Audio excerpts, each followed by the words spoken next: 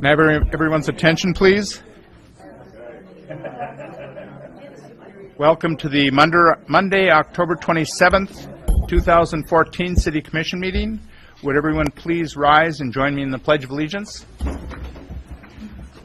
Pledge allegiance to the flag of the United States of America and to the republic for which it stands, one nation, under God, indivisible, with liberty and justice for all. City Clerk, would you please call the roll? Yes, Your Honor. Commissioner Cambenzi? Here. Commissioner Campana? Here. Commissioner Coyne? Here. Commissioner Reynolds? Here. Commissioner Ryan? Here. Mayor Pro Tem Stonehouse? And Mayor Nemi. Here. Commissioners, what's your pleasure with the absence of Mayor Pro Tem Stonehouse?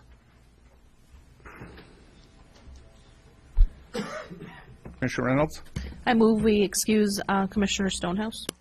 as he is out of the city. He's out of the city and in Canada. Thank you. Is there a second? I'll second the motion, Your Honor. Commissioner Ryan, thank you. It's been moved by Commissioner Reynolds, seconded by Commissioner Ryan to excuse the absence of Mayor Pro Tem Stonehouse as he is out of the city. All in favor of the motion, please say yes. Yes. Anyone opposed to the motion, say no. The motion is approved unanimously. Thank you. The next item is note of agenda changes. Any change to the agenda desired? See none. I would entertain a motion to approve the agenda. Commissioner Ryan? I move the agenda be approved. Thank you. Is there a second? Commissioner Coyne? Support. Thank you. It's been moved by Commissioner Ryan, second by Commissioner Coyne to approve the agenda. Any further discussion? Okay. Hearing none. All in favor of the motion, please say yes. Yes. Yes. Anyone opposed to the motion, please say no. The motion is approved unanimously. Next item is announcements. Excuse me, just to back up on the agenda, approval of the agenda, I think we ought to move the presentations to prior to the public hearings because we have a considerable number of public hearings.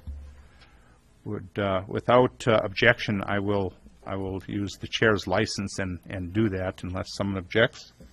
Objections? Okay. No objection. Items number 5 and 6 will then come prior to the first four public hearings. We'll entertain the presentations. Now for announcements. We have a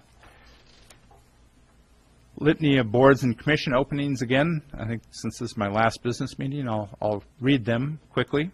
Aging Services Commission, 4 openings. Arts and Culture Advisory Committee, 2 openings. Board of Review, 1 opening. Harbor Advisory Committee, 2 openings.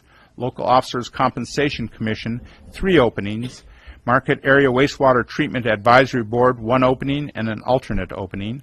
Marquette Brownfield Redevelopment Authority, 2 openings. And we do need volunteers for the Brownfield Development Authority because we've got a lot of work with the Duke Life Point project, and they're just one person above a quorum. If they have anyone absent or if anyone gets sick, we're in jeopardy of them not being able to transact business. So I would implore citizens to step forward and volunteer for that specific authority. Marquette Housing Commission, 1 opening. Parks and Recreation Advisory Board, 2 openings. Planning Commission, 3 openings. Police Fire Pension Board, 1 opening. Sister City Advisory Committee, 6 openings. And Traffic Parking Advisory Committee, 3 openings. And again, as I've said before, if you go to the city's website, we have a nice PDF file that you can click on, fill it out, and transmit electronically. Can't get much easier than that. If you want to fill it out and print it out, you can do that and bring it into either the city manager's office or the city clerk's office. The next item on the agenda is a presentation on the board review by board member Walt Anderson. Walt, would you give us the presentation from the ceremonial podium or the presentation podium? Thank you. Thank you, Mayor Nemi. I happen to be a member of the Board of Review. This is, I believe, my 8th year on the Board of Review. The reason being I was appointed to a 2-year term my first time, and then I elected to put in my application for 2 other terms. Mine is the position that is open as of this year, so to repeat to you, it is important that we have full boards, and I would like to see somebody step forward and apply for my position on the Board of Review. It's challenging, but it's very interesting. You learn a lot about the city and what goes on with building and taxes. With that, we'll go into the presentation.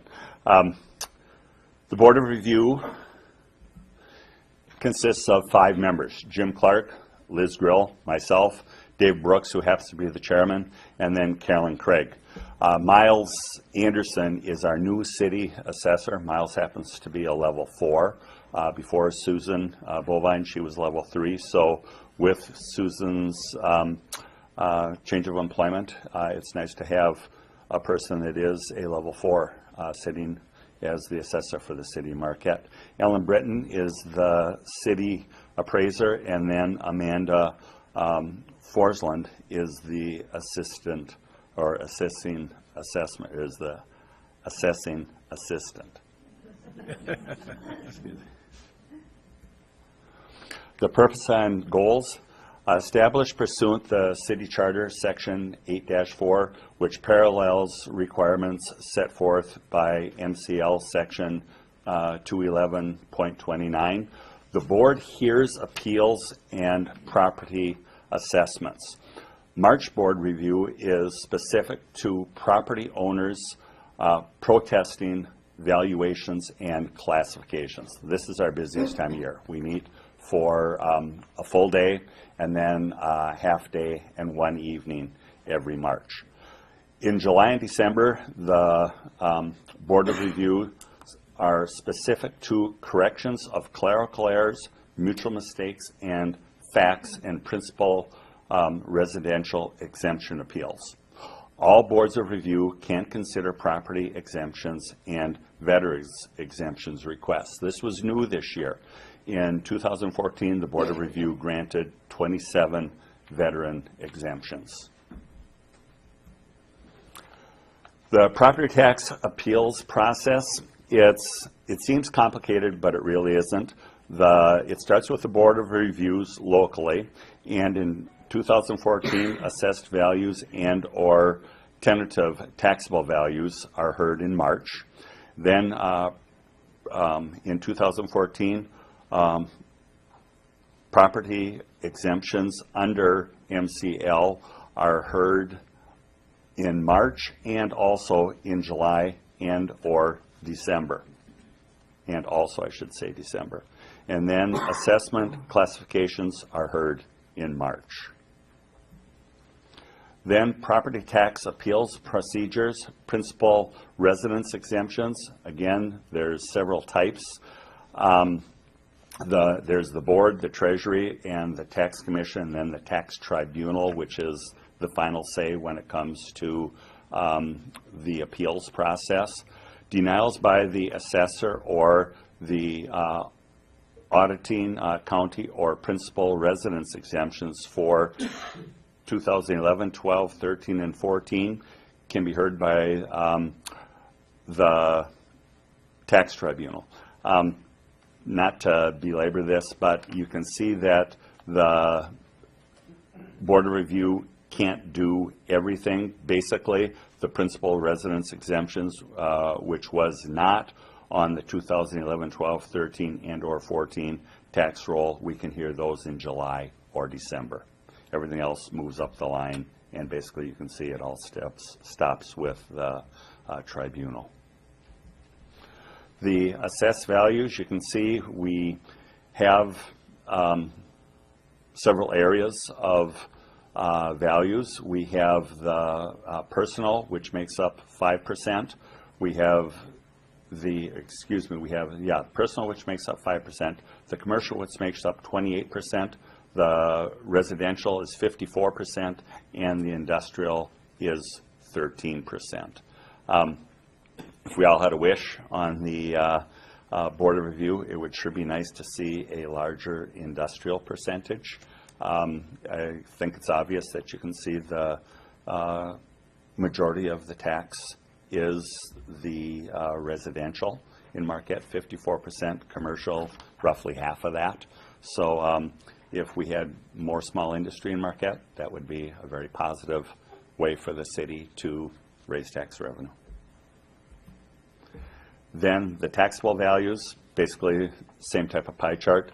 The personal is 6%, the commercial 28%, residential 51%, and industrial 15%.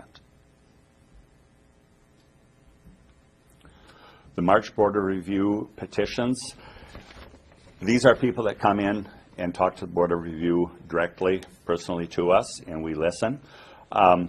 In 2014, we heard 83. A year ago, 68. 2 years ago, 64. 4 years ago, 79. 5 years ago, 51. 6 years ago, 154. Wow, what a spike that year. And 91 the year before that. The reason for that was because there were some things that changed within the state, and it did affect the way that people viewed how their taxes were being levied. So they came in and talked with us, which is why we're here.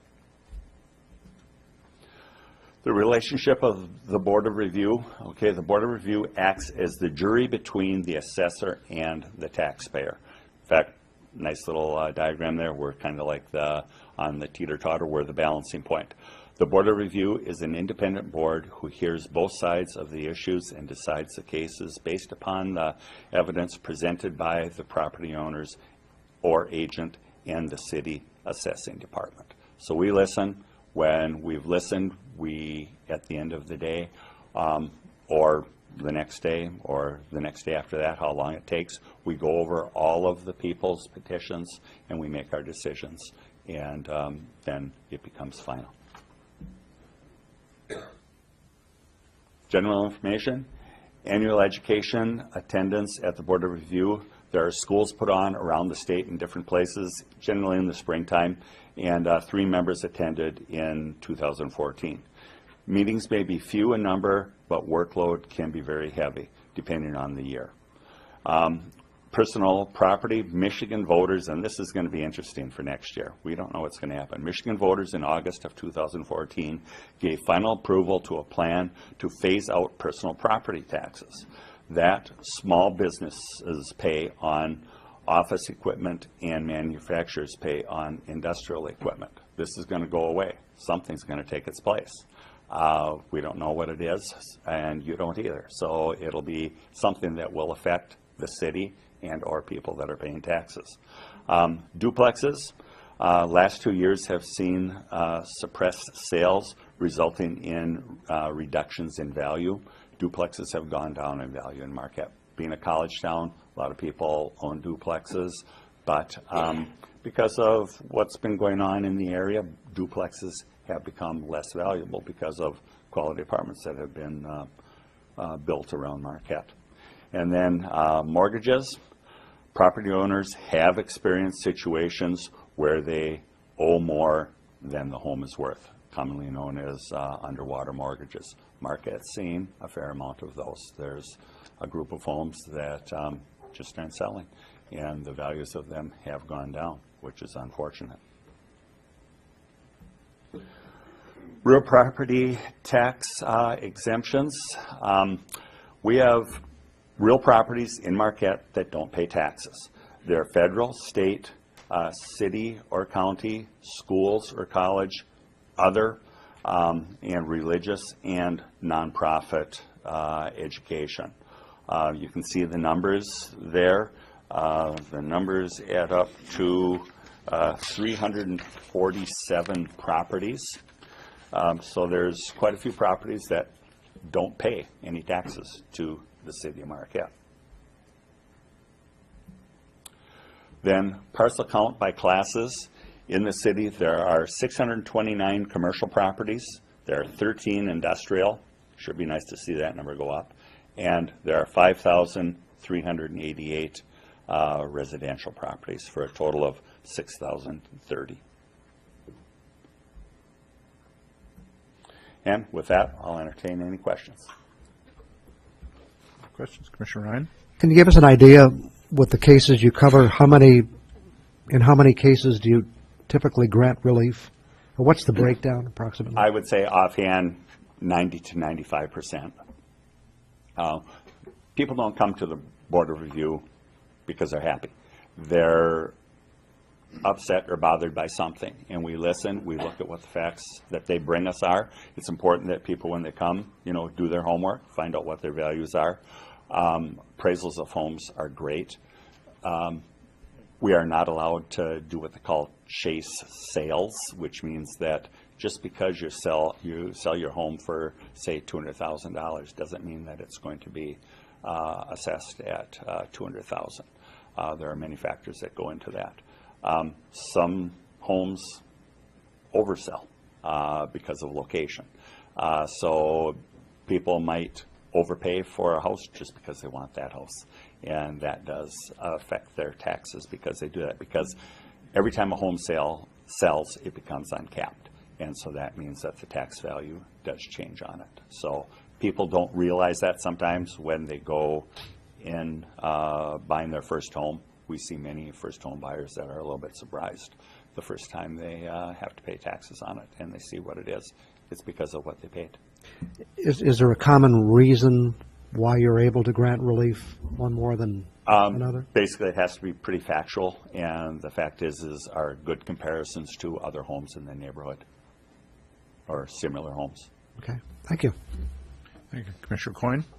Walt, I have a comment and then two questions for you. First, a comment. Thank you for serving on this for 8 years. You're very knowledgeable and you're going to be missed.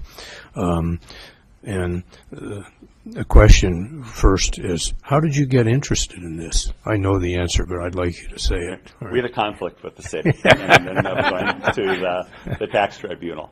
Yeah. And because of that, I was asked, because a person left, if I would be interested in serving on the Board of Review. And so I said, hey, if you can protest something, okay, that's good. So I'll be willing to listen. Okay. It's been well worth it. The other question is, you mentioned there were 28 exceptions for veterans. Could you just describe what that was, and if you know how much revenue was lost from that state law? I don't know what the revenue was lost by it, but if you're a disabled veteran, 100% disabled, you may apply for a tax exemption to your city, and this is for every city in the state of Michigan. And the fact is it's a paperwork issue on the part of the veteran. They have to fill out significant paperwork and present it to the city for assessment purposes. And then we hear those and we grant those, provided they have filled in their paperwork correctly. And so, but the amount, I don't know, because we did not see what the taxable value was on those homes. But it was significant. Yeah. It's a revenue that is lost. And there was no provision from the state legislature that passed that to reimburse the cities for that. They have not done anything by the state to positively affect the cities with the loss of the veterans' revenue. Thank you. Thank you. Any other questions, commissioners? Comments? Seeing none. Thank you, Mr. Anderson. Thank you. Appreciate your presentation. Our next presentation is on the from the Arts and Culture Advisory Committee. We have Chairman Walt Lindela here.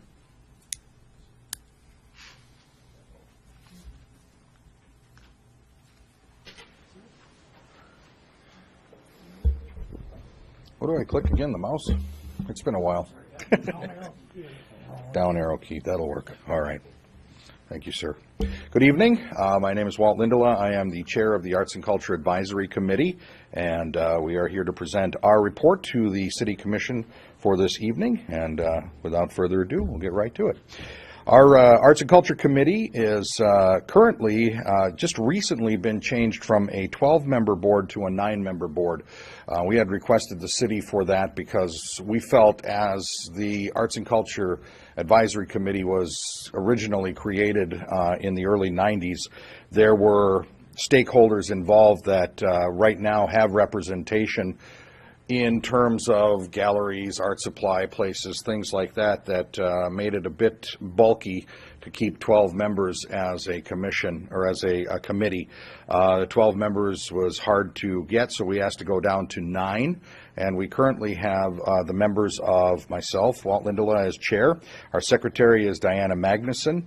Emily Langto is a member. April Nyquist, Daniel Rusty Bowers, Christine Granger, and Ann Stark. There are currently 2 openings on the advisory committee, and if anyone is interested, please take the time to get involved, because over the next several years in particular, the arts and culture matters will be of the utmost to get executed in line with our master planning process, and we can always use a couple of extra members to meet our quota. Now, the purpose and mission of the Arts and Culture Advisory Committee was that it was established back in January of 1991. This was when it had the 12 members that I just mentioned, and it was to serve as a conduit between the people of the city of Marquette and their government to celebrate diverse cultural heritage and foster artistic expression. The mission is to advise the City Commission on its efforts to support and facilitate, as well as grow an empowered and vital arts, cultural, and creative community.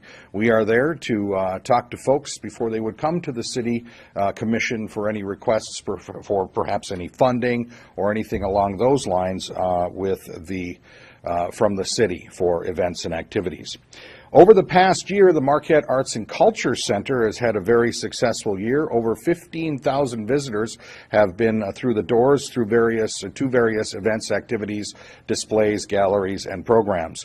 This is the Marquette Arts and Culture Center, which is located in the basement of the Peter White Public Library. It is there for people to utilize, either to come and check out some of the displays in the gallery, or if you are interested in taking part in workshops or other programs, concerts, things along those lines, it is there to be used. Over the past year, we had 33 exhibits, 11 concerts, 86 workshops, 167 different user groups. There were 45 senior arts programs, and special events were coordinated through the Arts and Culture Center, including the Halloween Spectacle, which was just held this past weekend in Marquette, a very successful event with hundreds of people coming from all over. Also the Holiday Art Sale, Children's Santa Workshop, City Arts Awards, which this year we were proud to say that we almost ran out of room for the thing, which was fantastic because we had great attendance. We had people coming out, and they took part in the activities and took part in the awards. We hosted a Sister City reception, had a city open house, took part in that, which is held at the Peter White Public Library. Also, activities included National Quilt Day, French Canadian Heritage Day, the Community 100 Day Project, which received national attention for giving people in the community an opportunity to express their creative and artistic sides, and also a film showing that had to do with a documentary about the UP 200 sled dog races. Our primary activity over the last 12 months has been the process of creating a 10-year arts and culture master plan for the city. We had consultants that were brought in that we worked with, and also surveyed members of the community, not only in the artistic community, but also in the business community and other groups. And it is, according to things that I have been told, it was a fantastic turnout in terms of reception for results. We had 2 public meetings with the consultants, one of which was during a horrendous winter weather blast, and had probably about 125 people at that particular event. And the next day we had another 75 or so show up in the morning, and many different stakeholder groups were represented, from creative artists to business people to representatives of Northern Michigan University, Marquette High School, and Marquette Schools, and also the North Star Academy and other groups along those lines. So we are very excited to be in the process of getting this 10-year master plan going based on the very successful response and feedback that we received from the community. Our goals for the upcoming year do include the implementation of early steps of the master plan. In the master plan, it came to the forefront very early on that these stakeholders were interested in the coordination of a master calendar. That may sound simple on its face, but is actually fairly daunting task to do, but by working with groups that were involved in this process, including the Marquette Country Convention and Visitors Bureau, the city, Northern Michigan University, high school students from Marquette, we are well on our way of getting this thing rolling, and we are in the process of making sure that that happens in an expedited manner to at least show that we'll get the first thing under our belts as part of this process. Also, the discussion was to get a regional arts alliance going, which is to bring in area arts groups, not just from within the city, but also from around the Marquette County area, Central Upper Peninsula, and even areas such as Delta County and Schoolcraft County to develop Marquette as a leader in arts and culture for our region. Also, one of the key things that is underway that came out of the master plan is the transition of the current Marquette Arts and Culture Center to the Office of Arts, Culture, and Creative Economy. Now, this sounds perhaps a little nebulous, but think of it as developing the Marquette Arts and Culture Center into almost more of an incubator for arts and cultural activities here in the region. People have questions about perhaps doing an event or how they would go about securing grant funding to make something happen in the city. It would be the charge of the Arts and Culture, I should say the Office of Arts and Culture and Creative Economy to help that along.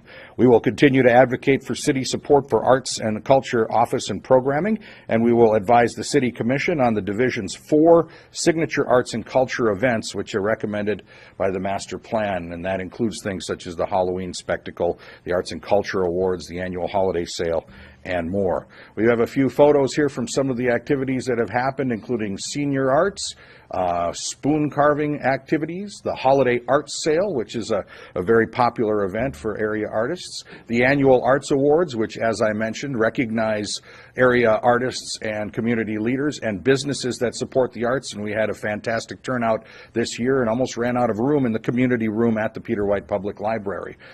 Presentations included the outstanding performing artists and more, and it's very pleasing to have the opportunity to recognize some of our leading artists and creative people in our community. There was a Japanese wood carving demonstration at the Arts and Culture Center tied in with our relationship with the sister city. Summer youth art classes, getting kids involved with art at an early age, and also the 2nd annual high school art show, which brought in some of the area's high school artists that really good, if you had a chance to go and check out some of those. And then all the way to the other side of the coin with senior arts activities, including acrylics painting, Make a Mess art class, which is the fun of having a good art scene in our community, the NMU Student Art Show, which brings in Northern Michigan University, which is something that we are very strongly advocating, is to work in conjunction with what they do at Northern to help build the arts and culture scene in our area. Santa's gift making workshop, getting kids involved, having a little fun, making some messes, but all in the name of arts. Pyrography, which is wood burning, and that's another senior arts activity. Watercolor workshop that was hosted at the Arts and Culture Center. First Thursday performance series. We as an Arts and Culture Advisory Committee came to the city about a year ago and said we should fund these musicians that come to our town.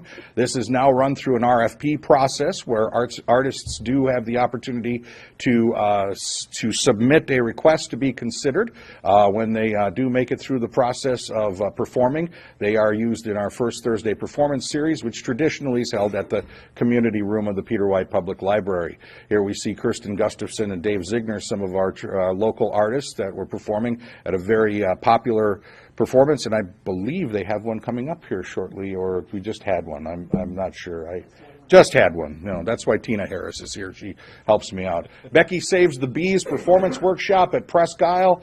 This was a combination of all kinds of elements of artistic creativity, including, as you can see, working with the Silks and also doing dance and other workshops. Jacobetti tour and class for some of our senior members in our community. Taking part in the City Open House, which of course is always a great opportunity to find out more of all of the programs going on at the city. Also passports for the kids, so we had all kinds of ages represented there. And of course the Halloween spectacle, which was just held this past weekend with finally some decent weather. May have been a little bit windy, but it was a little bit nicer, and we had folks come from all over. That's going to wrap it up for that.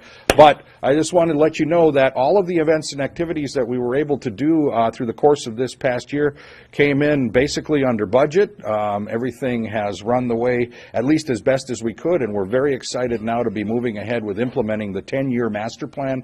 And again, if anybody's interested in getting involved, even if maybe some of the commissioners who are done after tonight would like to, we've got a couple of open spaces, but we would love to have you on board, and anybody here as well. And with that, I would open it up to any questions or comments from the commission. Thank you, Walt. Commissioner Campana? Walt, with the holidays coming, you mentioned a holiday art sale. Mm-hmm. Could you maybe tell us when it is and what it involves? Well, it is coming up on... The Saturday before Thanksgiving. Yes, the Saturday before Thanksgiving is when it is, and it's over at the Peter White Public Library in the community room area. And the photo was kind of indicative of it, but what it is it's area artists that come together to sell creative arts, whatever it may be, art, paintings, sculptures, clay, throws, whatever that may be, all for sale for people to purchase to support the artists in our community and also get some wonderful gifts for the holidays. Commissioner Ryan? I don't have a lot of questions because this year we've had several meetings with the Arts and Culture Committee, and I think it's been a real progressive year. Mm-hmm. I guess I'd like to get your reaction to that because I think the formation of the master plan, the broadening of the scope, and recognizing that creative work also has economic value to the community, and probably getting the committee organized better and on track were some major changes in this area. Well, my thoughts are that, first of all, I want to thank the Commission for taking the time to make it a budgeted line item that allowed us to really do this master planning process properly with the consultants that we had. One of the key things that came out of it was, and I wanted to do this right off the bat, was that we would refer to not just arts community members, that I wanted to get in some of the business folks, some of the nonprofit group people to get involved. So we had a wider spectrum of input on what it would entail to get a master plan together. And they really stepped up. I mean, some of our business community folks, folks with Donkers, folks with the Ordock Brewing Company, Beth Milner and her jewelry shop, really stepped up and took charge on a lot of areas that we were looking to get going. And I think that that is the key to successfully implementing this plan. Pat Black, who was involved with the Convention and Visitors Bureau, said it best in a meeting that we had. She said that she has had the opportunity to go and represent this region around the country with a very clear and concise message about its natural recreational opportunities, what it provides with a sort of brick and mortar restaurant experience and whatnot. But she always knew that arts and culture are key with the successful placemaking of Marquette. And this master planning process will now give her, or at least her successor and the Convention and Visitors Bureau, a concrete presentation of what arts are in the city of Marquette, arts and culture, and how it serves to bring people to the area. And things like the Halloween spectacle, you know, it wasn't just people from Marquette. It wasn't just people from the UP that were at it, and several other events and activities. So I'm very proud that we took the time to get involved with the business community, with other groups like that, because they also understand that if people come to the town for an event, if they come to town for a gallery showing or whatever it may be, they're going to stay in the hotels, they're going to eat in the restaurants, they're going to go to the various taverns and whatnot, and it's certainly been rewarding on that sense. I also do feel very proud of the committee stepping up, and with some of the changes with the new city charter, it did create some back and forth a little bit, but that's growing pains as you evolve into what you're going to become. And right now we've got a very hardworking committee, a very passionate committee, and for those commissioners that attended our special workshop where we talked about it, we're also a committee that doesn't really pull any punches. We want to get things done, so we're going to say what we feel, and that's what it may be. So, all that being said, I think things are moving in a very positive manner, and I thank the Commission for the support. Any other comments? Hearing none, thank you for the presentation, Mr. Lindelof. Thank you very much. Have a good evening. Okay, now we will get into our public hearings. The first public hearing on the agenda is on the traffic ordinance number 608, an amendment to that ordinance. City Clerk, would you please read the background information for a start? Yes, Your Honor, thank you. The city must balance the impacts of traffic in a manner consistent with public safety and the welfare of its taxpayers and residents within the full financial constraints and operating needs, and in accordance with the community development plans mandated by the city charter. The proposed amendments to the traffic ordinance will make it unlawful for any person, firm, or corporation to operate or cause to be operated any vehicle having a gross vehicle weight loaded or unloaded of more than 10,000 pounds to drive on certain streets, with exceptions as stated in the ordinance. The proposed amendment to the existing traffic ordinance addresses to the maximum extent possible this holistic need, and it ensures the city remains vigilant and flexible as conditions change and regional transportation plans are realized. The Commission reviewed the attached amendment traffic ordinance at their October 14th, 2014 meeting and scheduled a public hearing. Fiscal effect: none by this action. Recommendation: conduct the public hearing and adopt the amended traffic ordinance number 608. Alternatives as determined by the Commission. Thank you, City Clerk. Before I open the hearing, I just want to call attention to, we do have a light system to measure comments, and typically in public hearings we give a little more latitude, and I will give some of that tonight, but we have a lot of public hearings, so I will use the lights, and it starts with 3 minutes. The light will illuminate, the white light, and or be actually green. And at 1 minute, the yellow light will illuminate solid, and at 30 seconds, it'll start flashing, and at the end, the red light will come on. And so at that point, please finish up your comments. We're not going to be real strict, but because of the number of public hearings, we want to kind of to have some order to it, and so we don't go, so we're not here till 11 o'clock tonight. So with that, I'll open the public hearing on ordinance number 608, an amendment to the traffic ordinance. Anyone who desires to address the commission, please come to the podium in front of the dais and address us.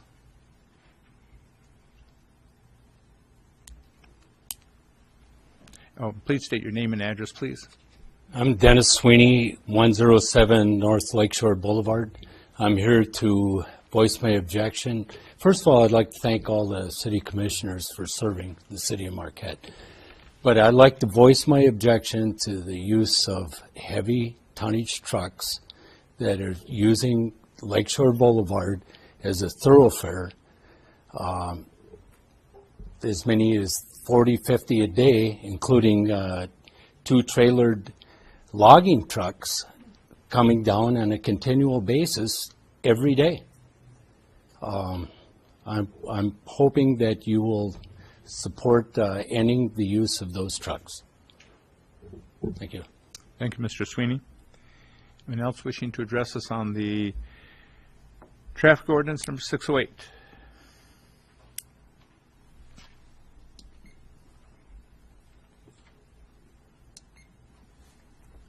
Frank Jeff Verdo, 350 East Ridge, Marquette. These are my opinions, and you'll be happy to know that all tonight's comments are limited to 3 minutes.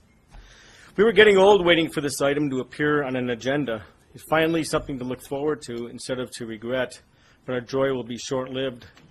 The concern here is how you intend to control the ordinance. How will you know whether the truck is coming or going or had business in the city, including East Ridge Street too often? You can't even enforce yard ordinances. Lawns and refuse aren't in motion like traffic is.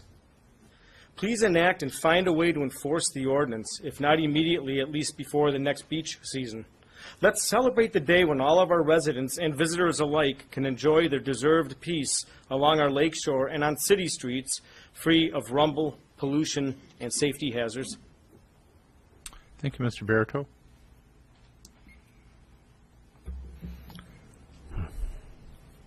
I'm Nancy Wiseman Semenoff. I'm at 1314 Picnic Rocks Drive, which is at the corner of Lakeshore Boulevard and Fair Avenue. Just to recap some of the points that I made in an email that I sent to you previously, I want to speak in support of this amendment to the traffic ordinance. Certainly safety is paramount, and all of us know the amount of beach traffic that exists in the summer as persons park and walk along that area. It's an accident waiting to happen, but also those that are joggers and bikers, as well as going to restaurants in that area, face safety issues as well all year long, as do we who are the residents along Lakeshore Boulevard. Secondly, it's part of a scenic area. We celebrate our city and the scenic value that we have, and yet heavy vehicle traffic competes with tourists and residents who use that area, and I think it's important that we now address this ordinance and remove the heavy traffic from Lakeshore Boulevard in particular, which is what I'm most familiar with. Those trucks start in the middle of the night at 6 o'clock in the morning, 9 o'clock, and 12 o'clock. There are two logging trucks with cubbies that travel through that area, and it is, in fact, daily. Third, there's going to be more residential housing and more businesses along that area, so it's only going to increase in importance that we address the area. And fourth is the issue of land value of residences there, the amount of taxation that's being paid. And I certainly didn't plan to live on a truck route when I moved there 2.5 months ago. I know that you'll vote to do the right thing. I realize it's important to enforce this ordinance, and I think if we work together as citizens and commissioners, that this ordinance amendment can certainly be enforced. So thanks for your consideration. Thank you, Ms. Seminoff.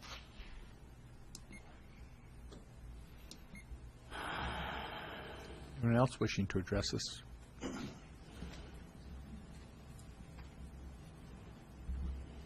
Dan Keller for Picnic Rocks Association.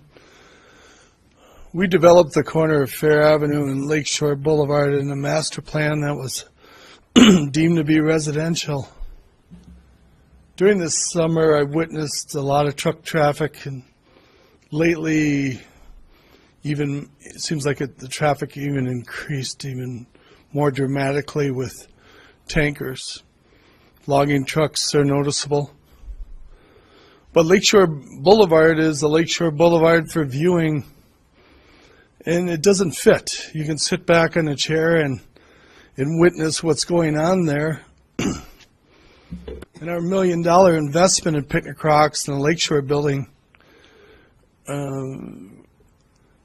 didn't really consider that there would be a trucking. It would be a more pleasant viewing than that. Realize truckers have routes to go if they could take Wright Street or other routes that are implemented for that. I wasn't aware when we bought the property that it was a truck route. In our future 92,000 square feet of Lakeshore ironworks that'll turn into a mixed use, I'm in hopes that we won't have a trucking issue when we increase the pedestrian traffic and other retail traffics that'll enter into that building. Thank you very much. Thank you, Mr. Keller. Could you give us your address, please? 86 East Johnson Lake Road, Gwinn, Michigan.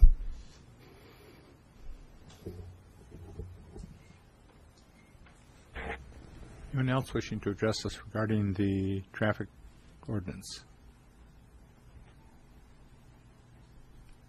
Anyone else wishing to address the commission? Hearing none, we'll close the public hearing portion. Commissioners, what is your pleasure regarding the ordinance? Commissioner Ryan? Do we need to suspend the rules for discussion, or is that just part of the hearing process? If you want to, yeah, we do need to suspend the rules. I'd like to have some discussion if I could. I would sure. so move. Is there a second to Commissioner Reynolds? Second. Okay. All in favor, say yes. Yes. Yes. Okay. Anyone opposed, no. The motion passed unanimously. The rules are suspended. I'm in total agreement with the objective of getting the trucks off these streets. I question the way we're doing it, but the question is, why aren't we just establishing a truck route? You know, we're doing it by de facto. We're saying you can't go on these streets, which means if you're going north and south, you can go on McClellan and Front Street. So To me, it would make more sense to establish a truck route, but I would not oppose it just for that reason. I would like to ask a question. Can someone define for everyone what a 10,000-pound truck would be? Is there anybody what would be the smallest example of a 10,000-pound truck?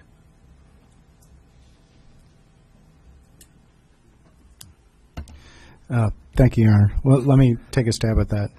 10,000-pound truck, if you look in the Michigan Motor Vehicle Code, would be something like a small delivery van. Okay, so this is quite restrictive then. This is not just heavy-duty 18-wheelers. This is a fairly small truck. That's correct. Okay, I appreciate that. I guess one of the real concerns I have is the limitations we're putting on the use of those trucks within the city.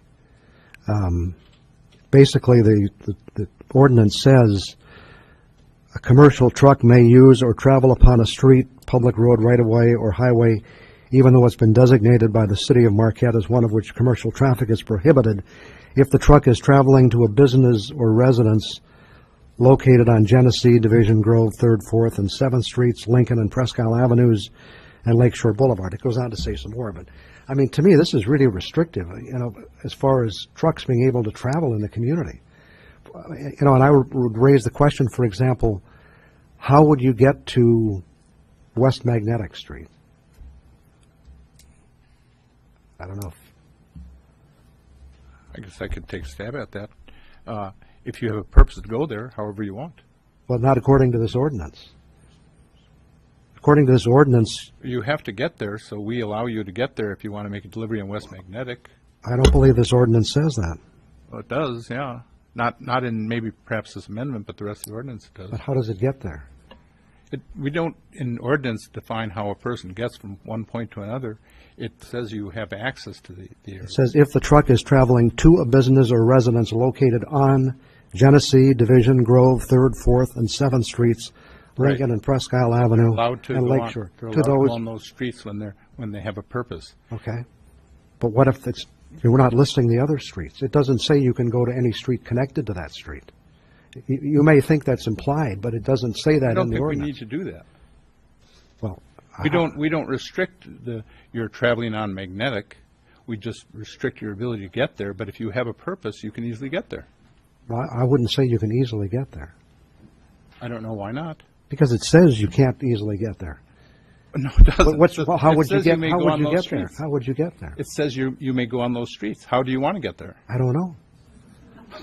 Well, the only way I would say that it's up to the driver. The only way I would say he could do it legally is to go all the way to Front Street and then head west. No, he could go up 7th. He could go up McClellan. That's not what this ordinance says. But this ordinance does say that. It allows you to go on the restricted streets for purposes of deliveries. To those streets, not to streets attached to those streets. But we don't prohibit traffic on those attached streets. I understand that. So you're allowed to go on those anytime you want, as long as you can get there. But you don't have a purpose, you can't get there. But you can't, according to this ordinance, you can't go on these streets unless you're delivering to those streets. That's right. Well, then you're not delivering to those streets. No, it says if you're delivering in the city. Okay, I'm not a lawyer. You're not a lawyer. Well, you asked for an answer. I give you an answer. Well, you're giving me your answer. You're no more qualified to answer than I am.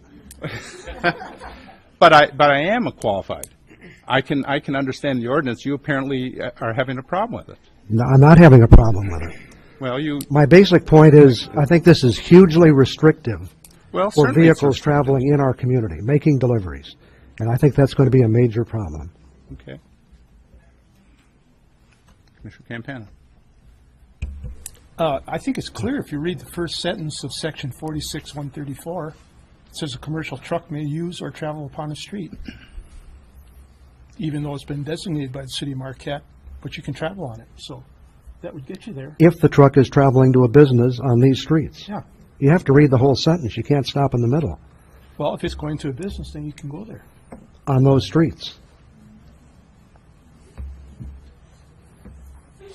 Or a residence. On those streets.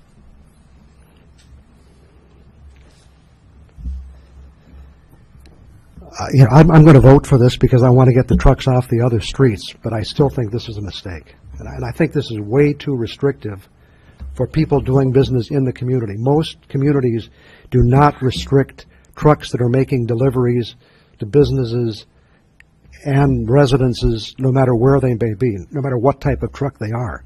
If I need a truck to come and haul dirt, you know, I mean, they have to do it. That's it. 10,000-pound truck is not a very big truck either. So, Commissioner Coyne? I don't want to get in the middle of that, but I would like to just comment on some of the public comments. Lakeshore Boulevard is not a truck route, okay, as such. It is a truck route in theory because, as you all know who live there, trucks are going back and forth at all hours of the morning, but it's not a designated truck route. There's only one truck route in the city of Marquette, and that's Wright Street. The reason for this ordinance is basically the city of Marquette, someone described it as the Wild West for trucks. They can go anywhere. I mean, you go down 3rd Street and here comes a logging truck with a pup going 35 miles an hour down 3rd Street. That happened a couple days ago. I followed him. I don't want to admit that I was going 35 miles an hour on 3rd Street, but I wanted to follow the logging truck, and I'd be happy to pay a ticket for proving that they're going 30. That's just plain irresponsible. And I assume they're probably going 35 miles an hour plus down Lakeshore. I think valid points were raised as to how to enforce this, and I personally, I've had a conversation because Commissioner Cambenzi and myself and Stonehouse have been on for a year and a half a committee trying to solve the truck problems, and believe me, it's simpler. It's a lot harder than just saying, well, you guys are just way overdue. This has been very hard to come to because of all the other issues. The mining trucks using Wright Street, trying to get a bypass and trying to do this at a time when we could not screw up all those negotiations. So my apologies for not doing it sooner, but we just had to do it at the right time, and this is the right time. In terms of enforcement, we're not going to hire a bunch of thugs tomorrow to go and, stop all trucks and arrest them and all. We don't have the ability to do that, but we do have the ability to put signs up, to educate the truckers, be patient with them, but also we know you don't have to be a rocket scientist to figure out that a logging truck with a pup is not doing business in the city of Marquette. I mean, I'm sorry, if you can't figure that out, you're kind of lame. Or a big tanker truck full of ash. You don't have to, that's just not true. So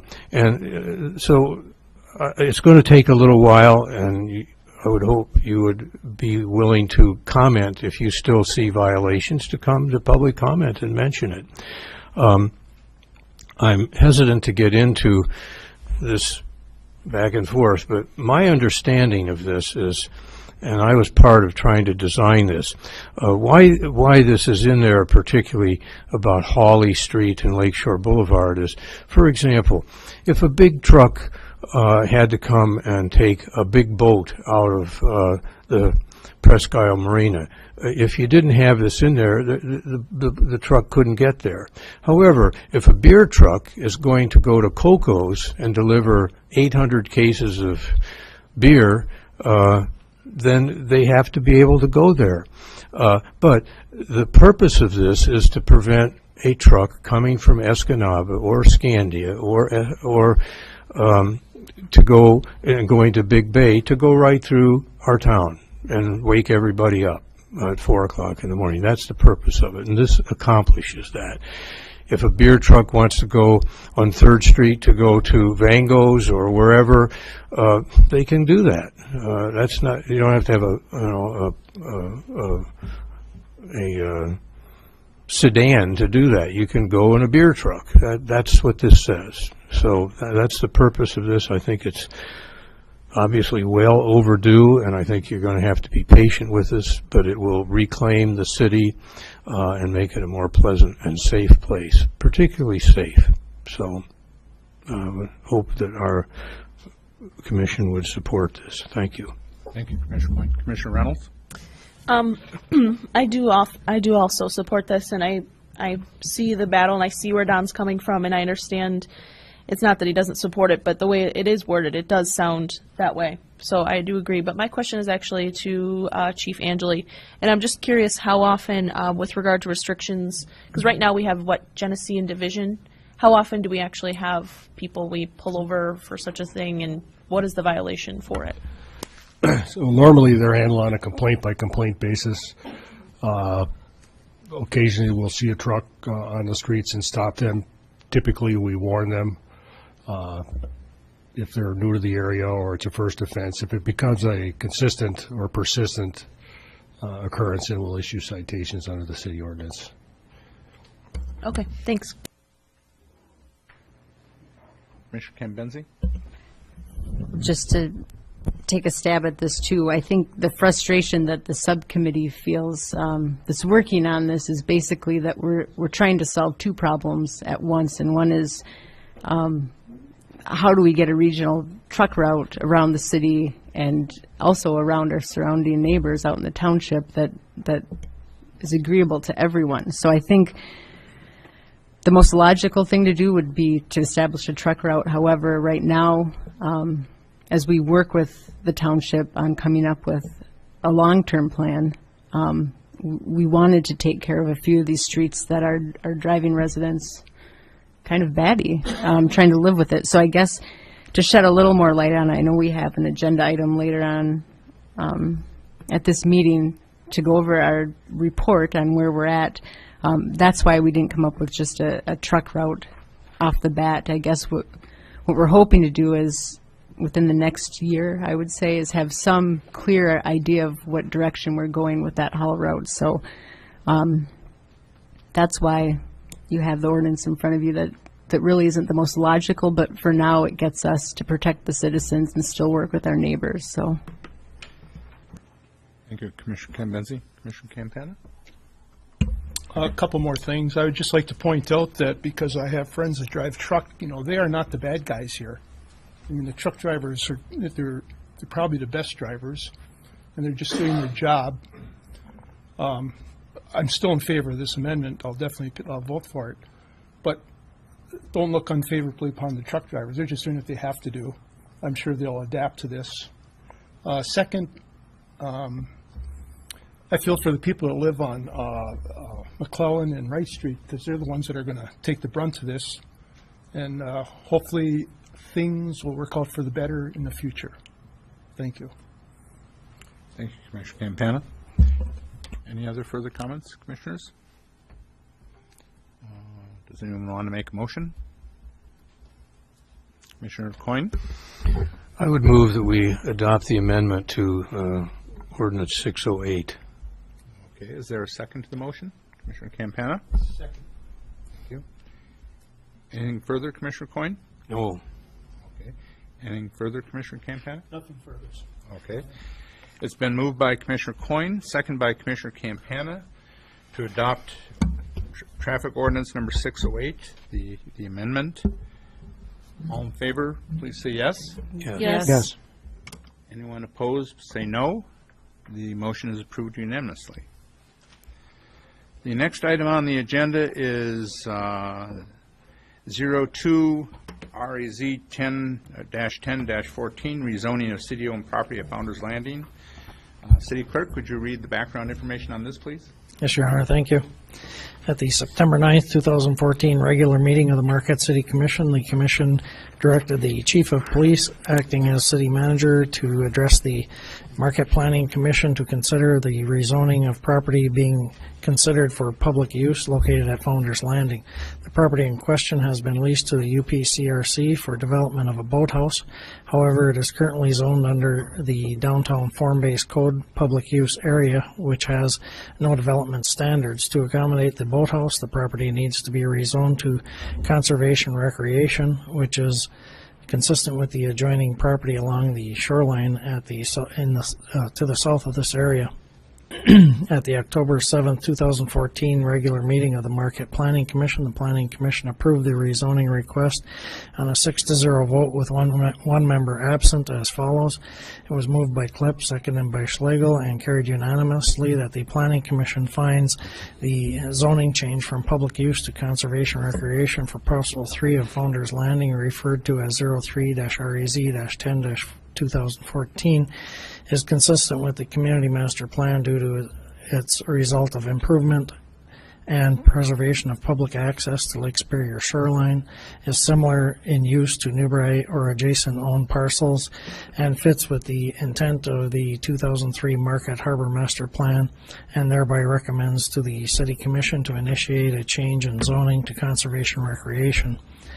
In accordance with the City of Marquette zoning ordinance, the City Commission at their October 14, 2014 regular meeting elected to hold a public hearing on this rezoning. Fiscal effect, none. Recommendation following the public hearing, concur with the Planning Commission's recommendation and rezone the property. Alternatives as determined by the Commission. Thank you, City Clerk. I'd just like to note that the city manager has left the chambers because he's recusing himself from this issue since his wife is a member of the Upper Peninsula Community Rowing Club. I also might point out that Commissioner Campana's wife is associated with the rowing club, but under the charter he's not allowed to recuse himself. So with that, again, we will be timing people just to kind of keep the comments to a shorter period, and so we can get everyone's comments. I'll open the public hearing. Please use the podium in front of the commission chambers or commission the dais to address us, please. State your name and address prior to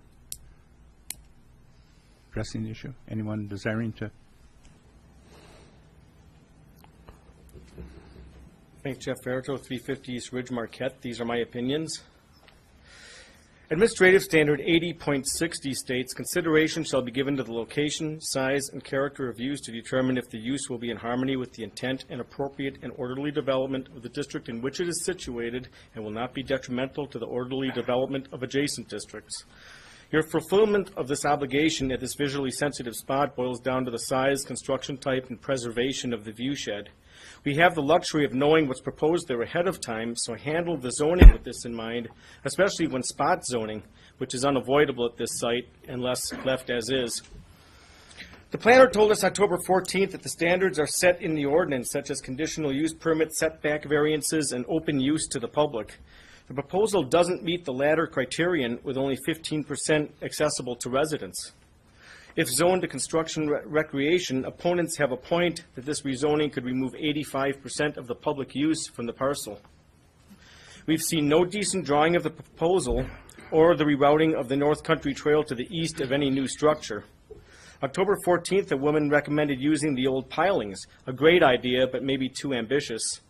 In supporting the pilings site, I meant to convey that they could build a secure outdoor facility there with no need for a building. Mr. Ryan said it's hard to understand how this issue became so contentious. He mentioned all the rowers' contributions, which are true and fine, but immaterial to this matter of rezoning. The reasons for our contention are carefully detailed on record. Mr. Stonehouse cited Ms. Compenzi for saying that you're not protecting the taxpayers. He stepped around her specifics with generalities, such as touting the attorney's credentials. We're dealing with particular documents, a lease and a zoning change. The attorney's awards don't enter into this. You failed to adequately address your own members' concerns about a flat sod roof, the railing, the fast-rising lake level, potential contamination, the unworkable math, existing buildings that need updating first, a 5-year lease, now 25, and the lack of a liable party. I thank her for acknowledging the task force recommendations and the public survey, which weigh heavily into tonight's hearing. She shows distrust in you on this issue because some aspects stink like rotten eggs. Unless you've got the answers, this hearing is your latest example of placing the cart before the horse. She also mentioned a developer at the planners' meeting concerned about blocking the views from his townhouses, the very ones that block our lake view from Front Street. He stole a view from thousands to sell to a handful of families. Hold off on rezoning this adjacent piece of land until Ms. Compenzi's concerns are resolved, and ours. And we still await an explanation for your gross mishandling of this item. Please address the specifics. Thank you, Mr. Verito.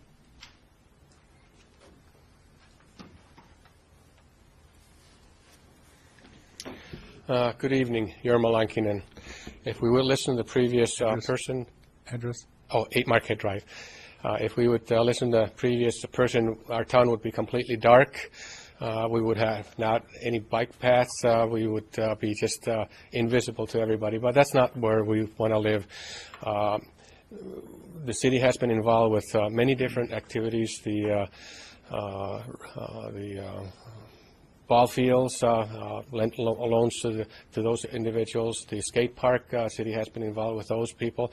A lot of private entrepreneurs, private citizens that want to do good things in our community need city assistance. And this is a perfect opportunity for the rowing club to get additional city assistance and to be good stewards for the city and for the public and continue improving the lakeshore front. And so I encourage to go forth and look at the big picture for all the people or many of the people in our community versus just a single few negative people. And I think we will be all beneficial for that. So I encourage to go forward. Thank you. Thank you, Mr. Lankinen. Anyone else wishing to address us? Kelly Drake Woodward, 951 Highland Drive. Anyone who objects to this rezoning tonight is probably really objecting for one of two reasons. Number one, they want to prevent the public-private partnership between the city, who's the public partner, and a local nonprofit recreation provider, who is the private partner, to build a community boathouse, dock, and viewing platform. These three things make the 100% of the site available to the public out of doors, in addition to the space inside the building. Or number two, they don't want to see any development anywhere on the shoreline, no matter how compatible with existing development or how appropriate the use, and they somehow think the current zoning prevents development. To point number one, this decision isn't just about building a boathouse, because rezoning the property won't guarantee a boathouse can be built there. Under the proposed zoning, structures between the shoreline of Lake Superior and the pavement of the nearest public street or highway require a conditional use permit. So the boathouse can't be built unless approved as a conditional use after an additional public process and meeting the conditional use standards of the zoning ordinance. To point number two, the current zoning doesn't necessarily prevent development. The agenda materials say that there currently is no zoning for the property because the current code is basically silent on what can happen there, providing no direction for the future. Any proposed development would have to be achieved through a rezoning process unless standards are developed for the zoning designation. There was unanimous support from the Planning Commission for the proposed rezoning for the following stated reasons. The rezoning makes the zoning for this parcel consistent with parcels directly adjacent to the south. So it's therefore consistent and provides for continuous designation and is therefore not spot zoning. It is consistent with the Harbor Master Plan and overall master plan that was developed through a very lengthy public process as a guide for future development. The current zoning represents a broken code, placing the parcel in limbo or in a gray area. The proposed rezoning would facilitate more optimal use and is consistent with historic use of the property and will result in improvement and preservation of public access to Lake Superior shoreline.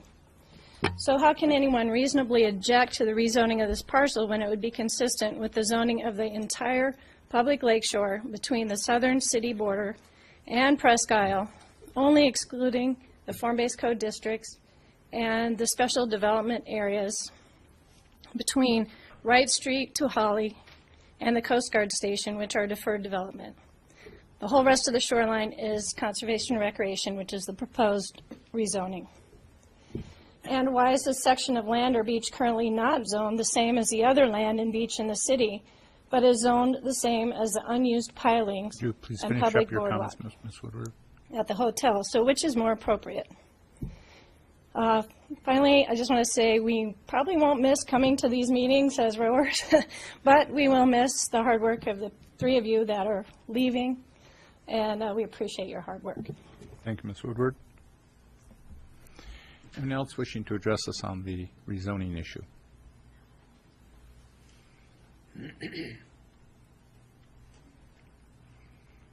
Bob Kimbenzi, 306 North 6th Street, Marquette. I guess it's a done deal, so why didn't you just put the gavel down and get on with the vote? And the only surprise tonight is Commissioner Stonehouse isn't here, so it'll probably be 5-1 instead of 6-1. Thank you, Mr. Kimbenzi.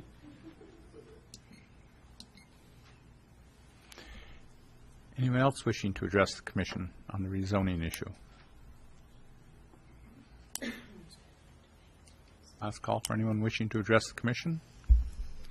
Seeing none, we'll close the public hearing. Commissioners, what is your desire on this rezoning amendment? Commissioner Ryan? I would move we concur with the Planning Commission's recommendation and rezone the property. Okay. Commissioner Reynolds? Second. Okay. Anything further, Commissioner Ryan? Well, I think in a sense the last speaker is accurate in that we've debated this issue many times, and I think once we agreed to go ahead with the lease, that it's, you know, certainly we want to follow through and complete the process to allow this to happen. I continue to believe this is a good thing. I think it's good for the community. I think it's just a natural thing to have a boathouse on the shore. You know, this is a very natural thing to have on the shores of Lake Superior. I don't think it's going to detract. It's not going to take away from public ownership of the beach. It will also provide some opportunities for the public.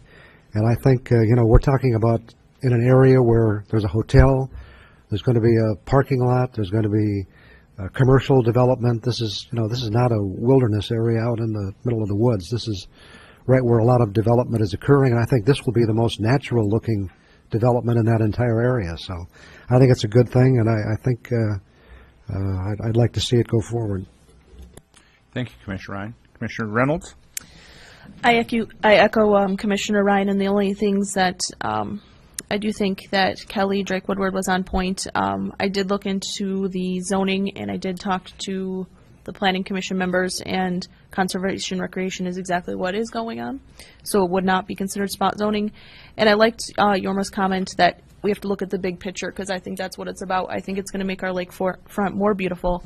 I don't think, and right now we're just voting on zoning this land. If in 5 years they don't raise their money, we're just zoning it to something that is already zoned in that area. So we're not asking, this is not something that's out of the ordinary, and that's why I support it. Thank you, Commissioner Reynolds. Commissioner Coyne? Thank you. I also will support it, and I would echo Kelly's comments. She's going to miss coming, and we're going to miss you being here for the past 18 months.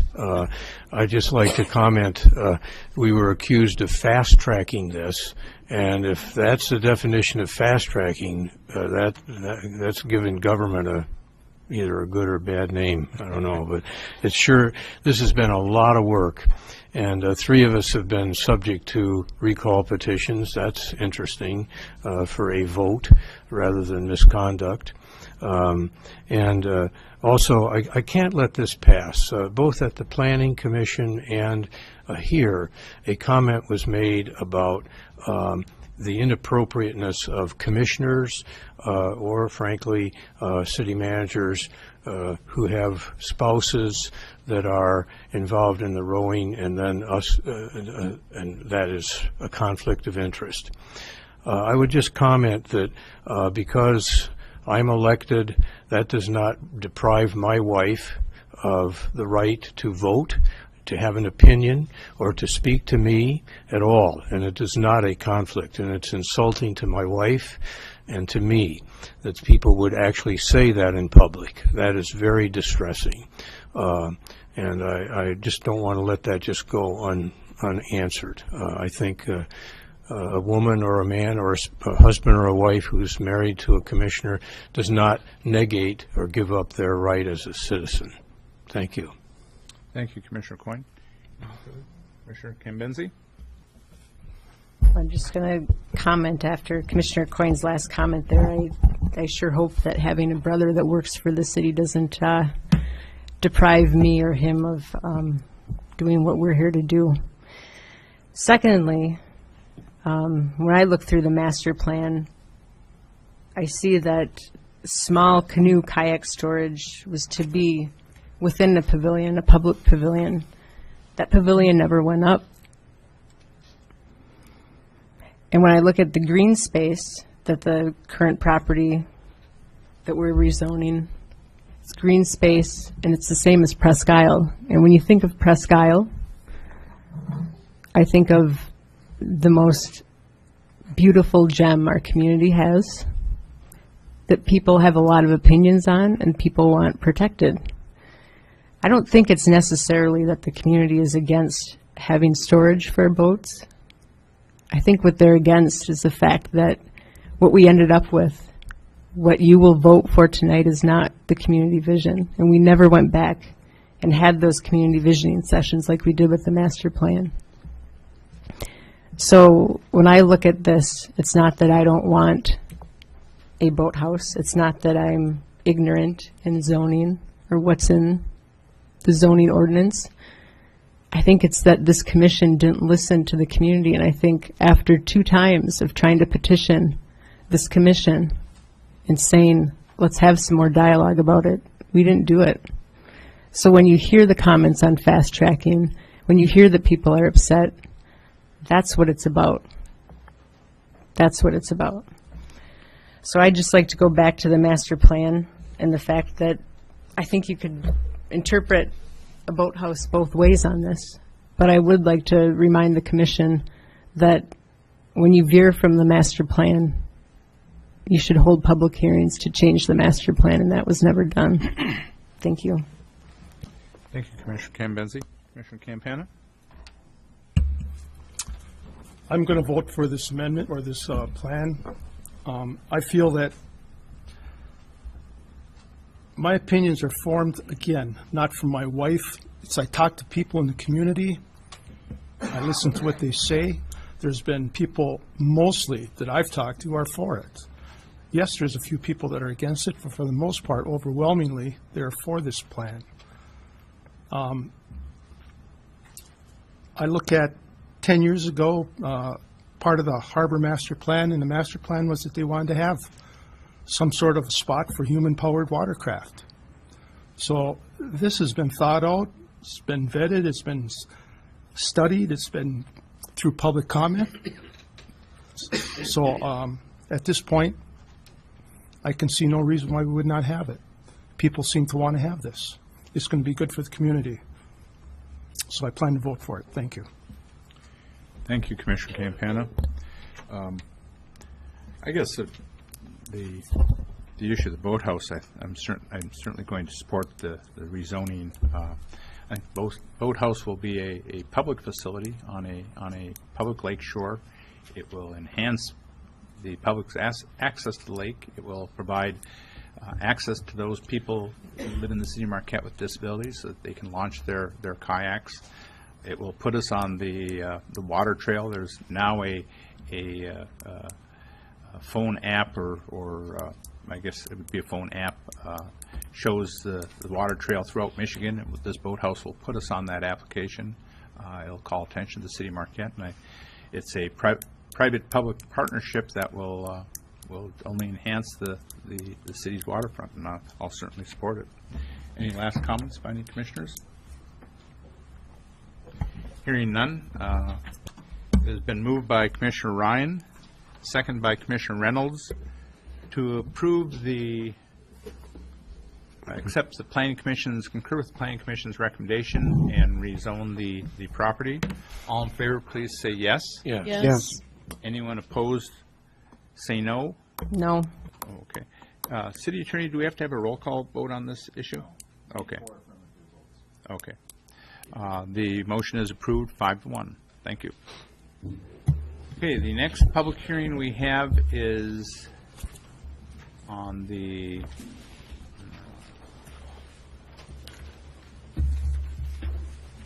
old item number 3 on the agenda, the Duke Life Point Market General Brownfield Plan.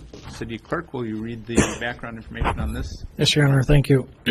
Duke Life Point, DLP, and the City of Marquette are collaborating in the redevelopment of the former Sioux Line Roundhouse property and the Marquette Municipal Service Center for DLP Marquette General Hospital.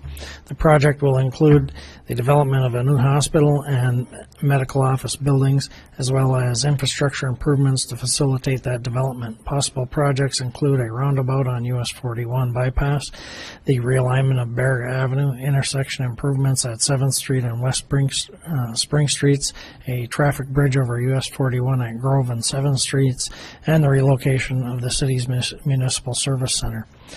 At its regular meeting of October 23, 2014, the Marquette Brownfield Redevelopment Authority voted unanimously to approve the proposed Brownfield plan, which will provide for reimbursement of environmental, lead, and asbestos abatement, demolition,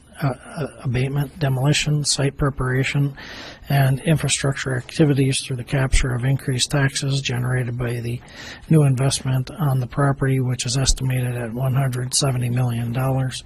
The City Commission reviewed this proposal at its meeting of October 14, 2014, and scheduled a public hearing for this evening. In keeping with the requirements of Public Act 381, the City Clerk has placed the appropriate notices in anticipation of the public hearing. Fiscal effect, as outlined in the Brownfield Plan recommendation. Following the public hearing, consider the Duke Life Point Market General Brownfield Plan for the former Sioux Line Roundhouse property and Marquette Municipal Service Center. If approved, adopt the resolution approving the plan and authorize the mayor and clerk to sign the resolution. Alternatives as determined by the commission. Thank you, City Clerk. City Manager, did you have some comments you want to make at this time, or do you want to defer those to the general discussion after the public hearing? Thank you, Your Honor. I'd prefer at this point to respond as any questions might arise. I would point out, though, that we do have Mac McClellan available, yes. And I know the Commission's received presentations on this before, but he's available in lieu of Director Davey this evening. Okay. Mr. McClellan, you just want to respond to questions, or? Okay. Well, why don't I'll open the public hearing. Anyone desiring to address us on the Duke Life Point Market General Brownfield Plan, please join us at the podium in front of the dais. Give us your name and address, and again, we'll be timing for limit your comments to 3 minutes, please.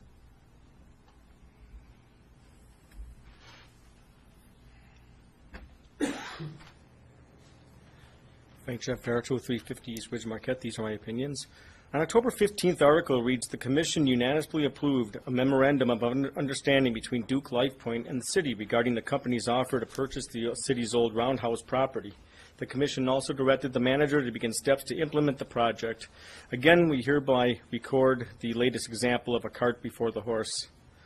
October 14th, a brownfield expert mentioned the roundhouse site, leading people to assume the choice was already made, with serious issues yet to resolve, including a possible overpass, land sale agreements, the relocation of the service center, and reuse of the existing facility.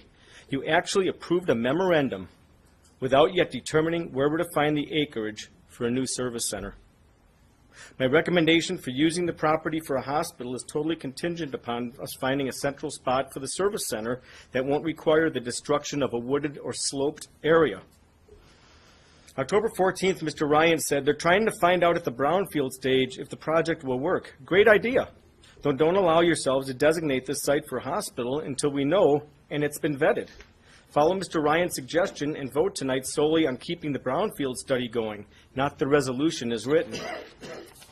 With so little public discourse until now, your resolution reads like another done deal, part of your familiar hurdle-by-hurdle approach. The idea that you've progressed on this site this far, this fast, with no consideration of where to place a service center is beyond belief. Ms. Compenzi stated her fear of you railroading this through.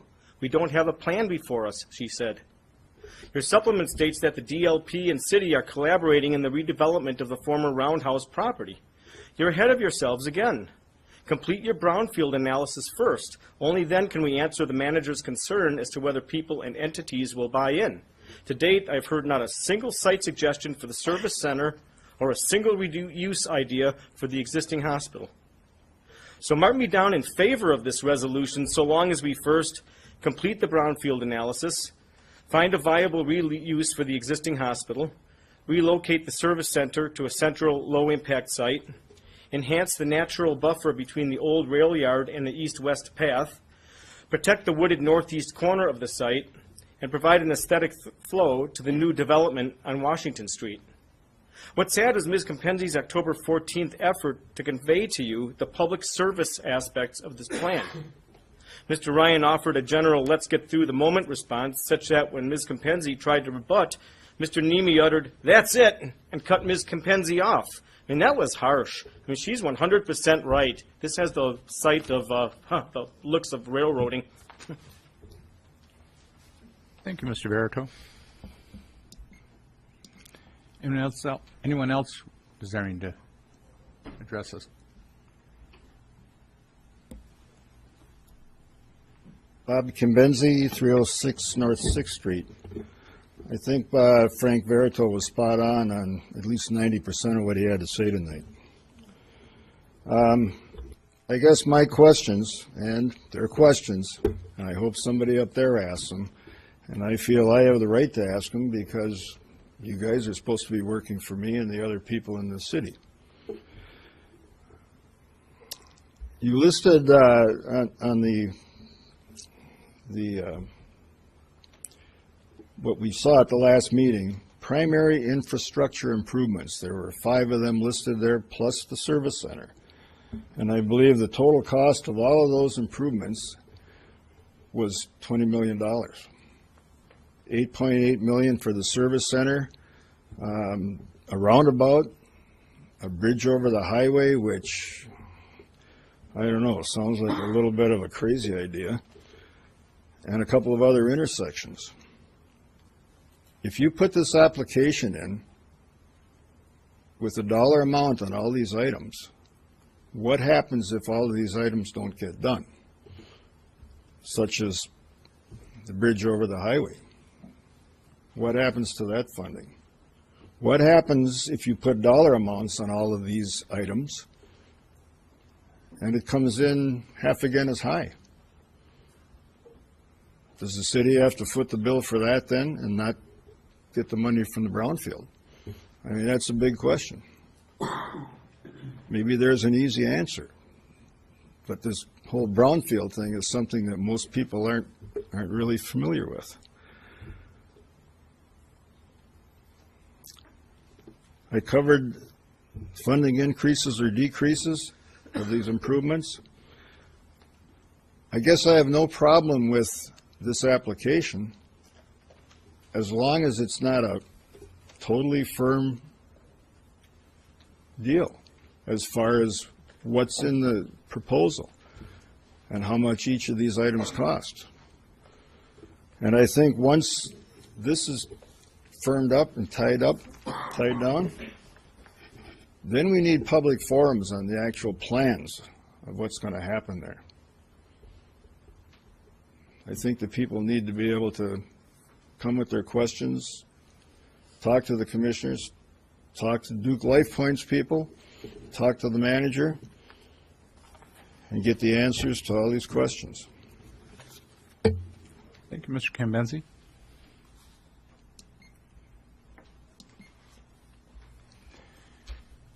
Anyone else wishing to address the Duke Life Point Market General Brownfield Plan?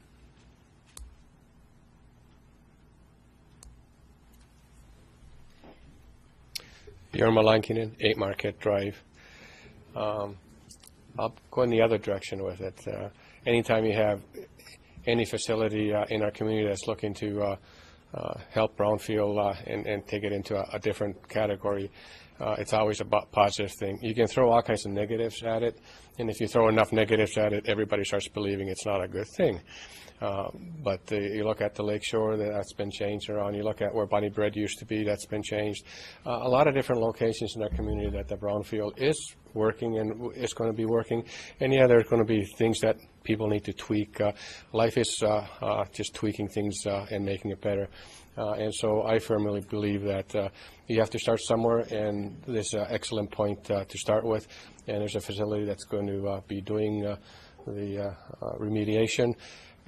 I'm sure that the city has a pretty good idea where they may want to relocate their facilities and their infrastructure. We're not always allowed or privy to that information, but you guys have a pretty good idea where things go. So we don't always have to have all of those answers right up. You have to look at the total big picture, and hopefully you will look at total big picture and go forward. Thank you. Thank you, Mr. Lankinen.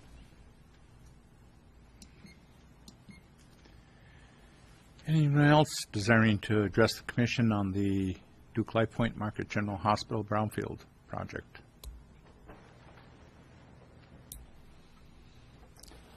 Last call for anyone who wants to address the Commission. Hearing none, we'll close that portion of the public hearing. Commissioner Coyne? Your Honor, I would like to move that we adopt the resolution approving the Duke Life Point Marquette General Brownfield Plan for the former Sioux Line Roundhouse property / Marquette Municipal Service Center, and approve the plan and authorize the mayor and clerk to sign the resolution. Thank you, Commissioner Coyne. Is there a second to the motion? Commissioner Ryan? I'll second the motion. Okay.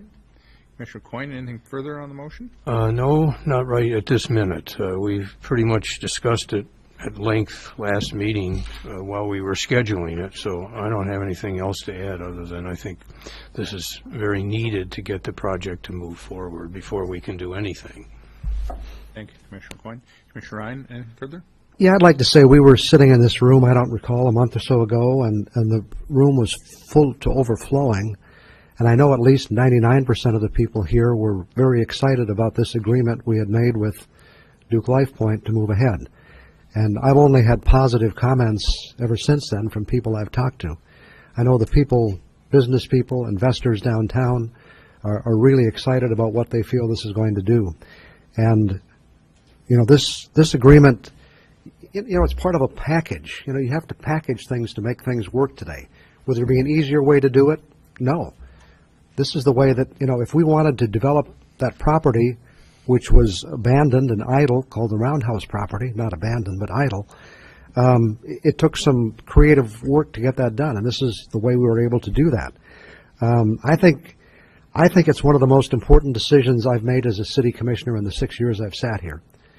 I think if you're going to look at this from a negative point of view, you can find a lot of reasons to be negative, but if you want to be visionary and say, what is this going to mean to the city going forward, I think this is going to be extremely important to the development of Marquette as a city and as a downtown, and maintaining Marquette as a medical center in the UP, and keeping Marquette General Hospital in the community.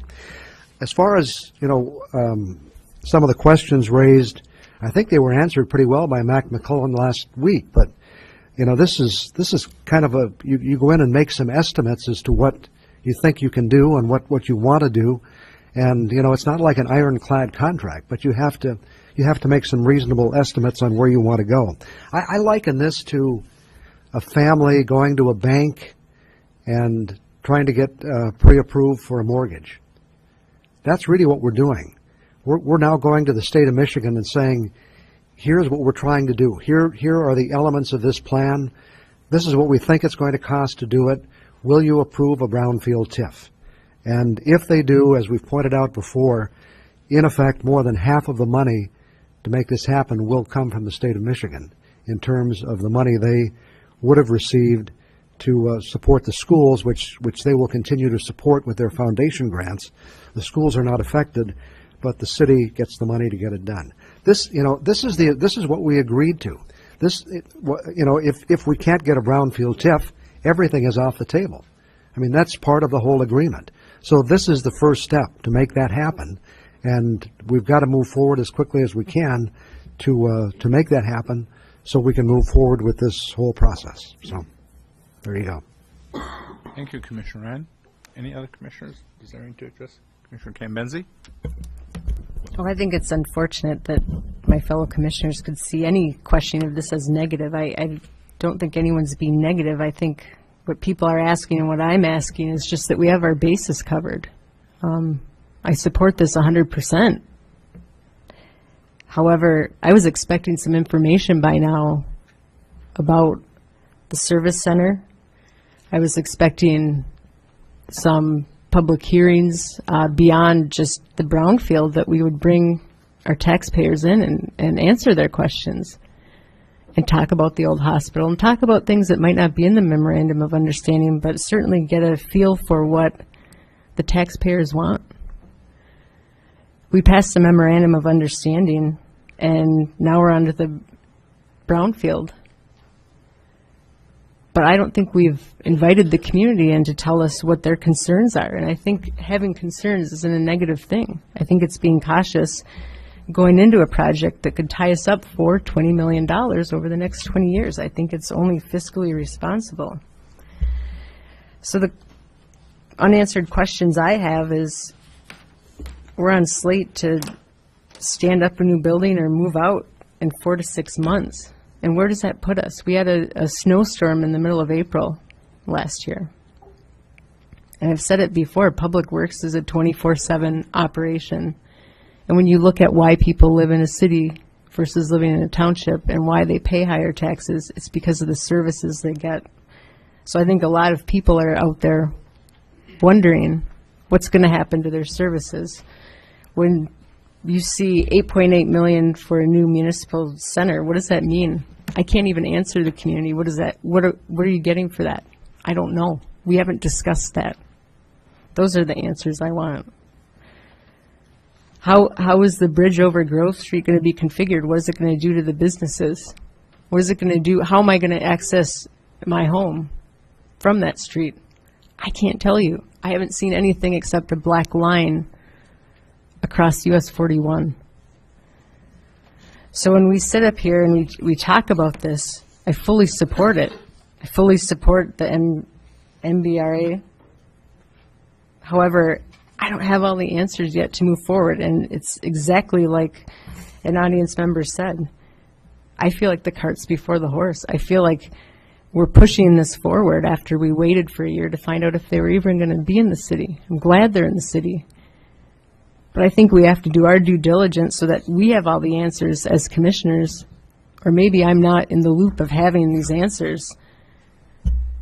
But who are our partners? Who stepped up to the table to help us out? I haven't received any email on that.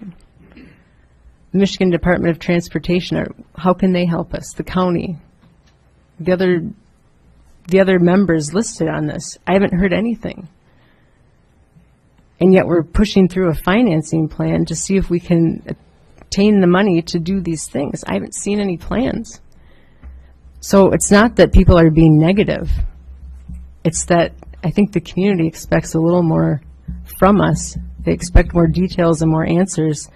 Even though these things might be moving simultaneously, I think this comes first. I think we have to answer these hard questions. So I agree. I'm not going to support the MBRA, not because I don't agree with this, not because I don't want the hospital, not because it will be one of the most visionary things we do in our community. But right now, we haven't been given the answers, I feel, to say, yes, let's do this. Thank you, Commissioner Kamenzi. Commissioner Reynolds? I understand where Commissioner Kamenzi is coming from, and I would agree once that this is passed and if our brownfield gets approved, I think public forums is every intention of every commissioner here. But as we sat down at our Michigan Municipal League conference, the Mayor Nemi presented a brownfield presentation of essentially why the city of Marquette is so good at what they do when it comes to brownfields. And time after time, and every brownfield plan that I looked at was similar to this one, and it didn't mean that these elements in this were going forward. It didn't mean that that element was going to end up in the final plan. It's just a plan to submit so we get money from the state of Michigan. That's really what it is. It's not something that's permanent. And that would be actually my question to Bill. Maybe you could answer it for me. Is there times that we've had a brownfield where there was something like, to be all honesty, I wouldn't be in support of that bridge over that, where we've had something like that, people didn't like it, and we went forward and made a change to that plan from the Brownfield original plan. Thank you, Commissioner Reynolds. Oh, I'm Commissioner sorry. Coyne, then I'll go to you, City Manager. Commissioner Coyne? Okay. City Manager? Thank you, Your Honor. Well, I must confess I'm at a loss because I'm not getting any of the negative comment. In fact, I've had a lot of people ask me why there appears to be some kind of level of concern, because most of the people who I've spoken to Commissioner Ryan's comments are completely in support of this project. For those who've been following it for the past couple of years, they feel pretty well informed about why we're doing it and what the consequences would be if we didn't. And I'm going to use, just as a basis of discussion, all of the public materials available, and I'll list out to people who might be interested where they can find these so they can keep me honest. It's not something where I'm making assertions that can't otherwise be supported from public domain information. It's a simple set of Googling things that people might be interested in. You can take a look at the history of Marquette General Hospital. Most interestingly, I think, is the period of time that we've seen it within the last couple of years. The history documents listed for Marquette General Hospital, for St. Mary's Hospital, for St. Luke's Hospital. It shows a consistent set over the last 125 years or so of decisions by the community to support the hospital. Started out as a 12-bedroom facility, actually started out in the homes of some of our earliest residents who thought that the natural healthful qualities of the environment here in the Marquette area were something that promoted better public health and safety. They eventually came together and created a 12-bedroom hospital in 1896 on 152 East Prospect Street. They had to move it to a site on Front Street after that. They had to vacate that site on Front Street because that's where the public library went. And eventually they found their way, after a donation of land from the Longyear facility, over to where the hospital's been for the last several years. And it's grown from that 12-bed facility to 25-bed facility to more and to more and to more. And what you've seen is not just a growth in that basic capability over time, but you've also seen a massive expansion in the kind of services available and the other kind of supporting healthcare cluster growth in the community of Marquette. So Marquette General Hospital has a long history of adapting to change and adapting to growth. And frankly, in the grand scheme of things, it looks like it happens about once every 10 or 20 years that they put some kind of a major expansion in place, or they have some kind of new major facility requirement. And the City Commission has in the past been very accommodative of that kind of growth. And that's why you see the surrounding neighborhood's been declared a hospital zone. That's why you see a lot of the former homes that used to be in that neighborhood have been removed. They've been turned into parking facilities or other kind of elements of the construction. When they were looking at this particular round, it's important, and this is, again, is a post-implementation document signed by the State Attorney General of Michigan, explaining his analysis and the report on the proposed sale of Marquette General Hospital to DLP. And I quote, and this is actually on page 2, Duke LifePoint will spend $300 million in capital over the next 10 years on building the new hospital. They'll spend $50 million on physician recruitment. They agree that they'll continue to provide the same high level of services that we've come to expect for at least the next 10 years after they construct the hospital. They'll continue to be involved in charity. They will not sell the hospital for at least 10 years after they construct it. And they go on to explain that why did we sell it? And this is an important thing for people to remember who are wondering why the community would look at something like this. 2 years ago, when Marquette was facing the closure of the Presque Isle Power Plant, its single largest taxpayer, and following that, the potential closure because of bankruptcy of Marquette General Hospital, its second largest taxpayer, and all of the chaining consequences of the other taxpayers that require those facilities to operate, Marquette was looking at a pretty bleak and dismal future. Those are not the kind of things that a simple subdevelopment can address in terms of replacing the tax revenue and replacing the job base. And the Attorney General, quote unquote, decided at that time, in its simplest terms, Marquette General was being sold because of poor fiscal health. It has large debts and aging facilities. A sale will permit it to retire debt, improve facilities, and thereby preserve quality and scope of services. So this decision was approved, certified by the state of Michigan specifically to ensure that we continue to have those kind of high-quality hospital services here based on the kind of demonstrated support that the city of Marquette has shown that process. And that was very specific. I'd encourage people who have any doubt about whether any stones were left unturned to go and seek out this report.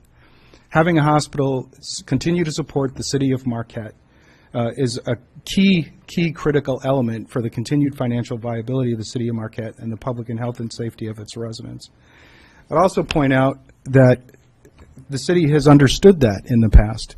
And even when the city hospital was not functioning in any kind of a financially sustainable way, as late as November 28, 2011, you can go out and use Legistar to take a look at it for yourselves. The financial request through the Hospital Finance Board was placed and supported by the City Commission to pledge the full faith and credit of the city for a bond issue of $43.5 million at a time when that hospital was almost functionally bankrupt, as confirmed by the Attorney General a few short months after that. There was no collateral for that. Had the hospital gone bankrupt, had it not been sold, the city would have been left holding the bag, but the Commission felt that the risk of losing the hospital, even under those circumstances, was great enough that any step that needed to be taken to help support that operation needed to continue and move forward. If you take a look at the economic impact, is there a chance that Duke LifePoint might choose to sell that hospital anytime in contradiction to what they agreed to with the state attorney general or sometime thereafter? I'd encourage you all to go out and take a look at the financial reporting for LifePoint and what the movement of the financial industry says about for-profit hospitals. That's the direction the country's taken. The federal policy has shifted. There's now consolidation in healthcare. These kind of regional facilities are popping up all over the country. The latest report on our partner is that they're beating their earnings estimates by 50%, that they're going to continue to invest in the area into regional healthcare, has been evidenced by what's been going on with the UP Health Coalition, and that those for-profit transactions, while there are people who express genuine trepidation at the potential impact of what that could be in terms of control of a healthcare economy, are being determined by attorney generals in states across the nation as providing both a boon to tax-paying jurisdictions as well as the availability of capital that wouldn't otherwise be in a community for modernizing and renovating their healthcare facilities. So while the jury's out, it's certainly possible at some distant point in the future that Duke LifePoint might want to take an extremely profitable operation and turn it back into a not-for-profit hospital. Those days haven't been observed yet in the marketplace. If you take a look at the economic contribution of hospitals, there's a lot of study on that. The American Medical Association has done that. Private institutions of higher education have done that. They've come up with the multiplier effects on what hospitals do in economies and why they're so critical to move forward. I'd like to read just a quick statement. I'm going to make it available also through the Marquette Matters newsletter if people are interested in it, and I'll hand it over to Dave Blue to read in. This is my view. It's not something that reflects right now the Commission. The importance of Duke LifePoint's decision to locate their new hospital facility in Marquette will extend far beyond the provision of modern state-of-the-art medical care to our residents and regional community. Officials with Duke LifePoint announced that the new $280 million facility will open within the next 3 years and create hundreds of local jobs. Most residents in the community responded with relief, although some expressed a wait-and-see ambivalence, reflecting concern that the cost of the agreement ultimately must generate value for the community. So what economic value will the new hospital generate? Hospital care remains the largest component of our local healthcare cluster and is also the fastest growing segment of the U.S. economy. For over 125 years, Marquette General Hospital has been an economic cornerstone of the city, providing excellent services and steady growth even during turbulent economic times. Successful communities require high-quality health care services to attract and retain businesses, residents, and foster economic growth. Today, nearly 1 in every 10 workers in the city of Marquette is employed in some type of a healthcare profession. The goods and services hospitals and their employees purchase from other local businesses create additional economic value, including the improvement or construction of new downtown businesses, the purchase of family homes or the rental of apartments, all of which also contribute taxes to the city, the schools, the library, and other critical community activities and institutions. In addition to the immediate economic impact, the $280 million that they'll be spending, the hundreds of new local construction jobs that are going to exist for the next 3 to 4 years during the building cycle, whether they're directly associated with construction of the hospital or the new service center, the lasting value will be expressed through multiple ripple effects as measured by the U.S. government and the American Hospital Association. It's estimated that each hospital job creates 1 or more jobs within the local economy. That's a 2-to-1 return on investment. And that each dollar spent by a hospital creates roughly another $1.80 of additional economic activity here in Michigan. Per that agreement with the State of Michigan Attorney General, the projected result, if you consider that the current hospital has approximately 250, 300 jobs, could be 500 jobs or more clustered in or around that hospital. If it has an annual operating budget of $300 million, the actual economic impact could be somewhere closer to $500 million. And at that level would represent a third of the healthcare economic impact for the entire Upper Peninsula. The city and state share a common interest in that economic development and growth. We're not collecting taxes. We're not collecting any revenue right now off of the service center. Therefore, the state provides financing and incentives for redevelopment of these types of brownfield projects. Land with long history of heavy industrial use, large-scale manufacturing activity, or other non-commercial public use because of that powerful economic value associated with the reuse and redevelopment. The establishment of the Brownfield project will allow the city to keep a greater proportion of the taxes paid by DLP as the state investment match.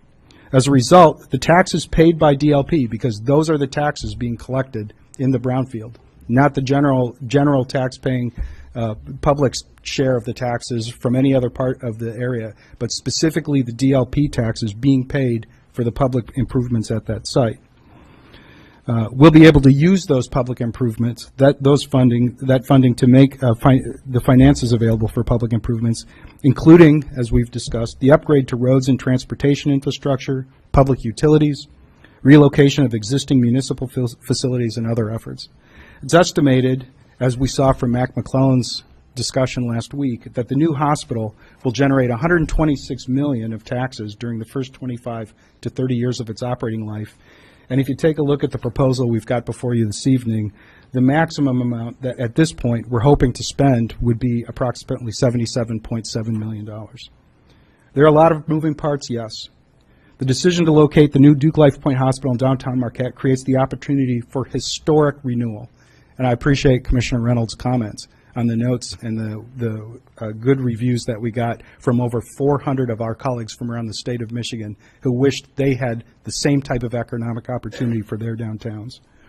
We stand at the start of a process. We're literally just a few weeks in, knowing that access to the high-quality modern health care is not only going to enhance the well-being of our residents, but improve our city's ability to retain and attract additional businesses and growth. We'll realize this additional business activity, we'll realize this job creation, and we are going to renew a mainstay in our downtown local economy. When people say, how come we don't have all the answers within a couple of weeks of starting a 4-year project, I'll remind them all that this is exactly how brownfield projects work. Again, another artifact. If you would like to see how brownfield projects are supposed to work, go out and take a look at the city's guidance that they issue on it, signed by Governor Snyder, also signed off by the Director of DEQ and supported by the MEDC. You'll probably see a lot of pictures of Marquette on the cover. That's because we are the city that they use as the best practice for how to implement brownfield projects. You could surmise that the level of information that we have about the brownfield project is in line with the state's best practices. It's in line with the expectations of the Attorney General. It's in line with the expectations of the Governor. It's been described by Mac McClellan. It's not the first time we've used brownfield projects in the city of Marquette. These are all well known. As we get more information, we have heard everything that the City Commission has said, as has Duke Life Point. We fully expect that there's going to be a public process. It's going to include town hall meetings. They have specifically committed to building an iconic structure in downtown Marquette. It is in their best interest to do so because they're hoping to use Marquette as a model for how to do this type of project across the entire United States. They've committed to working with our art and culture community to find a way to incorporate public art. And they've agreed to come in and work with us to come up with an equitable time frame. Not something where we will be bullied into submission, but something that's going to provide the best value for both the city and DLP. On that particular case, I have some confidence, and again, this is FOIable. This is a January 16th email describing my reorganization of city government to make sure that we made resources available to do these kind of projects. And I am confident in Superintendent Cambenzi and his ability to do this project management job. And in the event he's not capable of doing that, we are not going to let him fail. And at this point, I am confident he's going to be engaged with the construction staff of DLP starting as early as tomorrow. We have a 2-week coordination process where we are going to be working with DLP to work specifically on the construction timeline. We have engaged the county, we have engaged MAPS, we have engaged NMU, we have engaged all of the offices of those organizations to try to determine if there's some way we can get multiple pieces of value for this construction project. As just part of background to why are we even pursuing that discussion? It seems to make sense to us that if we have facilities requirements that can be reconciled with other local jurisdictions, it's going to be a way to provide value for taxpayers to lower everybody's overall tax load for any kind of facilities plans over the next 3 to 4 years. We've spoken about it with the MEDC, and at this point we feel confident that everybody who's a partner or who is a potential partner has been appropriately contacted and engaged for this particular phase of the project. That's not to say that over the course of the next 3 to 4 years, the plan is going to work perfectly, that we aren't going to have other requirements that we're going to need to adjust to, that we aren't going to have other interests that people are going to need to provide input on. But at this point, we feel very comfortable that the project, as we've currently discussed it for the past several years, culminating in the agreement to sign off on the MOU, is proceeding exactly according to plan with the type of leadership we know can push it over the goal line. And if that ever stops being the case, we'll be glad to come back and report it out to the City Commission. I'll add only one other thing. I'm equally confident in the city staff and all of those great workers down at DPW. I've personally conducted town hall meetings with all 50 of them for each one of the shifts because it's a 24-hour operation, with the exception of 2 people who didn't understand brownfield financing, for which I actually sent Mac McClellan down 2 days later to give yet another town hall meeting to provide discussion on it. I received actually a tremendous amount of support from everybody. They saw the vision. They're naturally a little anxious about what's going to happen with the relocation plan, but I offered them, in fact, a seat at the table before me. As part of our regular management of this project, I get a weekly update from all of my leaders. And prior to me getting that update, they get a weekly update from all of their staff. And so at any given time, the people who have to work in that building, who have to make sure that the continuity of services are impacted to the minimal extent possible by any kind of relocation, hopefully to no extent possible, and that we're positioned not only to continue to provide the same high quality services, but to grow as the city grows. The people who are at the front line are the ones who are providing some of the most important feedback. And I remain committed to them. I gave them my personal word and my promise that all of those factors are going to be held equal along with all of the rest of the financial management and public processes, and we're going to come to the best solution that the city can possibly arrive at. I don't think it's reasonable to expect that within 4 weeks of starting the project, but I think absolutely over the course of the coming months and years, you're going to see that roll out. And if not, I encourage anybody in the listening audience, or certainly the City Commission or any residents, to keep me honest. And if I'm not meeting up to any of these words, I encourage you to come and see me. I'd be glad to answer any other questions, have you involved in any way that you might like to be interested. So, with that, Your Honor, with that, Commissioner Reynolds, thank you for the opportunity to share. Thank you, City Manager. Commissioner Coyne? Okay, Commissioner Ryan? I just want to add one thing. I said I was really excited about this because I think this is part of Marquette's future. But I think there's a larger issue here, too, and that's the credibility of the city of Marquette. The 7 of us sat at this table, and we agreed to a memorandum of understanding. That's just short of a sales agreement, but it is a memorandum of understanding. We agreed to do certain things, and that was approved by a vote of 7-0. One of the things that's part of that agreement is to go forward with the brownfield plan. It's a central part of the whole agreement. It's a time-consuming piece of it.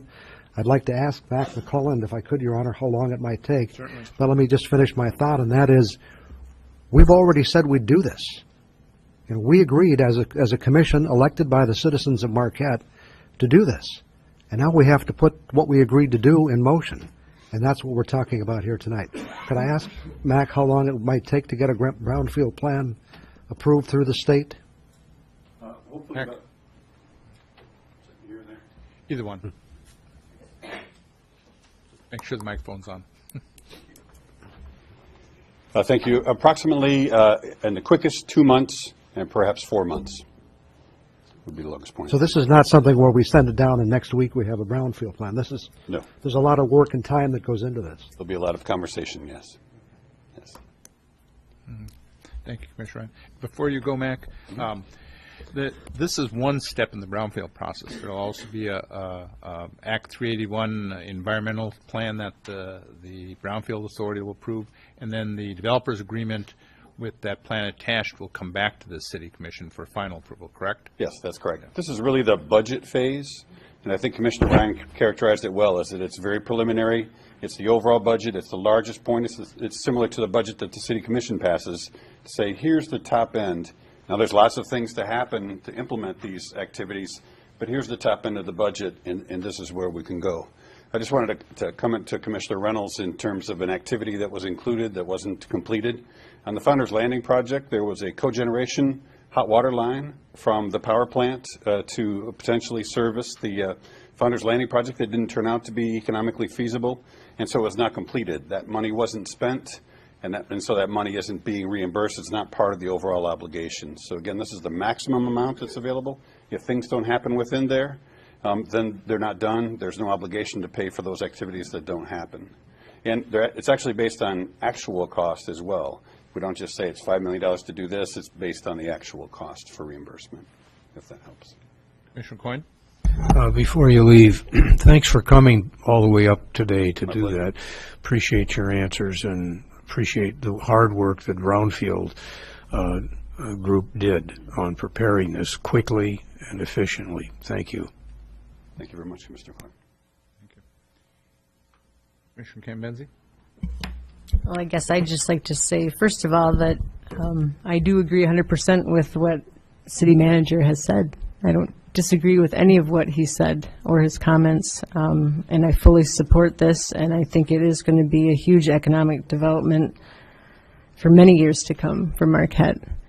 And there seems to be some disagreement as to the questions I have, and I think they're very specific, but they do affect a lot of city residents, a lot of taxpayers. The roundabout and bridge, what is that going to look like? You know, what is the fate of the old hospital? I mean, those residents that live around the old hospital, I guess they'd like to know before we get everything on the table here, because they see it as this thing's just rolling down the hill, and we went out and forgot to ask the people what their concerns are. And lastly, the service center.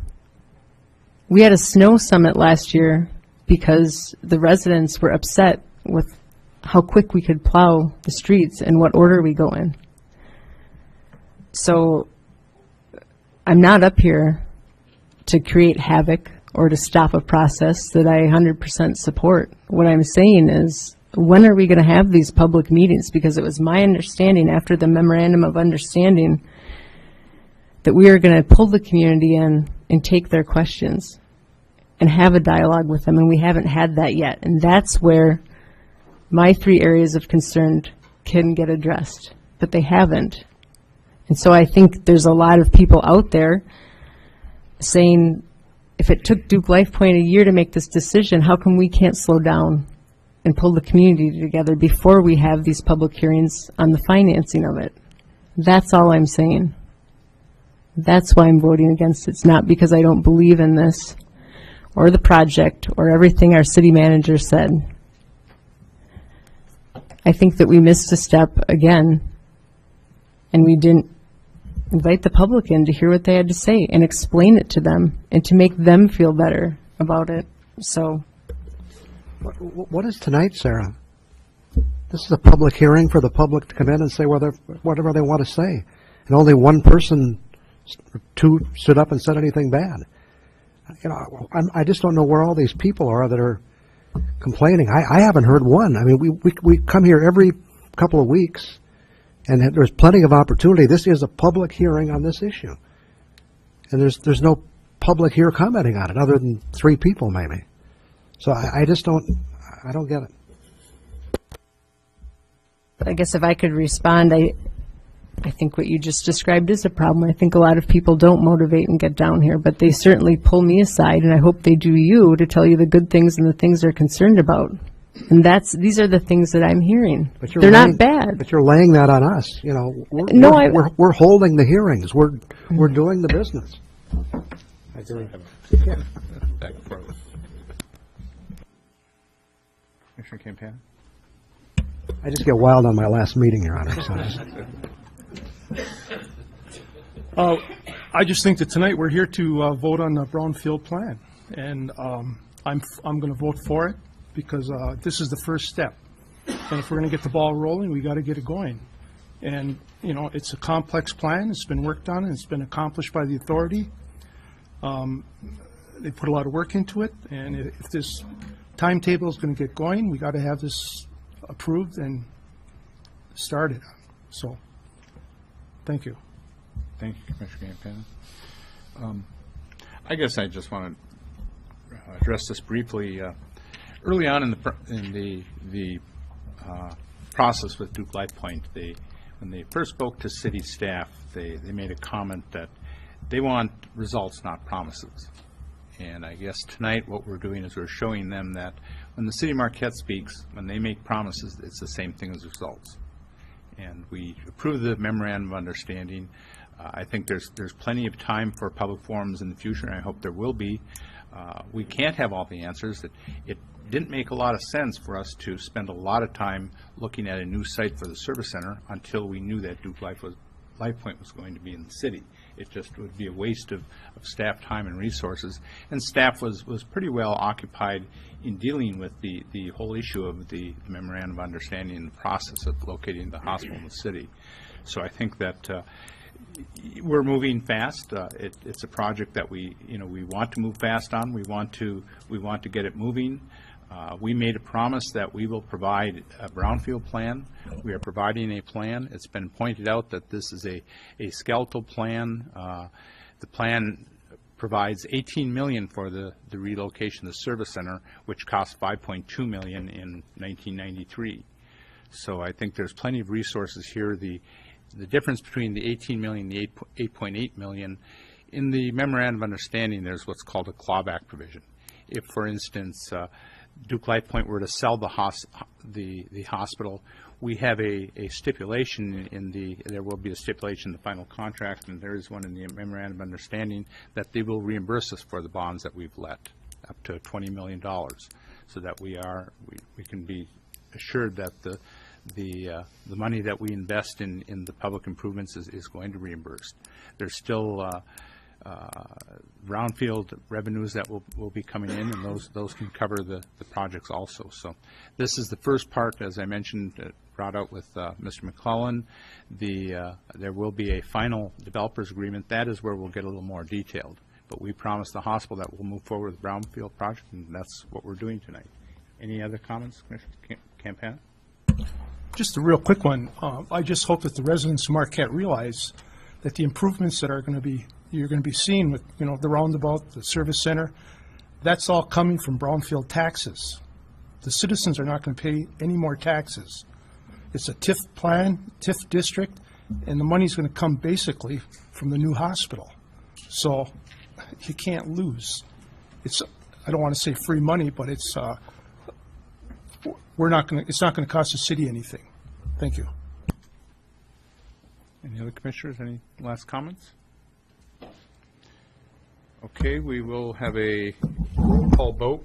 It's been moved by Commissioner Coyne, seconded by Commissioner Ryan, to approve the resolution adopting the brownfield plan for the Duke Life Point Marquette General Hospital brownfield project. City Clerk, would you please call the roll? Yes, Your Honor, thank you. Commissioner Campenzi. No. Commissioner Campana. Yes. Commissioner Coyne. Yes. Commissioner Reynolds. Yes. Commissioner Ryan. Yes. And Mayor Nemi. Yes. The motion is approved, 5-1. The last public hearing we have tonight, last but not least, is on the Nestle Down brownfield plan. And City Clerk, would you read the background information on this item? Yes, Your Honor. Thank you. Ken and Sue Shawland are developing the Nestle Down Bed and Breakfast and have environmental due care obligations to prevent exposure to worsening or pre-existing contamination from the former Lakeshore Incorporated operations. At its regular meeting of September 25, 2014, the Marquette Brownfield Redevelopment Authority voted unanimously to approve the proposed brownfield plan, which will provide reimbursement for extraordinary environmental due care activities through the capture of increased taxes generated by the new investment on the property, which is estimated at $900,000. The City Commission reviewed this proposal at its meeting of October 14, 2014, and scheduled a public hearing for this evening. In keeping with the requirements of Public Act 381, the City Clerk has placed the appropriate notices in anticipation of the public hearing. Fiscal effect as outlined in the Brownfield Plan. Recommendation following the public hearing, consider the Nestle Down Bed and Breakfast Brownfield Plan. If approved, adopt the resolution approving the plan and authorize the mayor and clerk to sign the resolution. Alternatives as determined by the commission. Thank you, City Clerk. I'll now open the public hearing for the brownfield plan of the Nestle Down Bed and Breakfast. Any citizen wishing desire to address the commission on this brownfield plan, please come to the podium and state your name and address.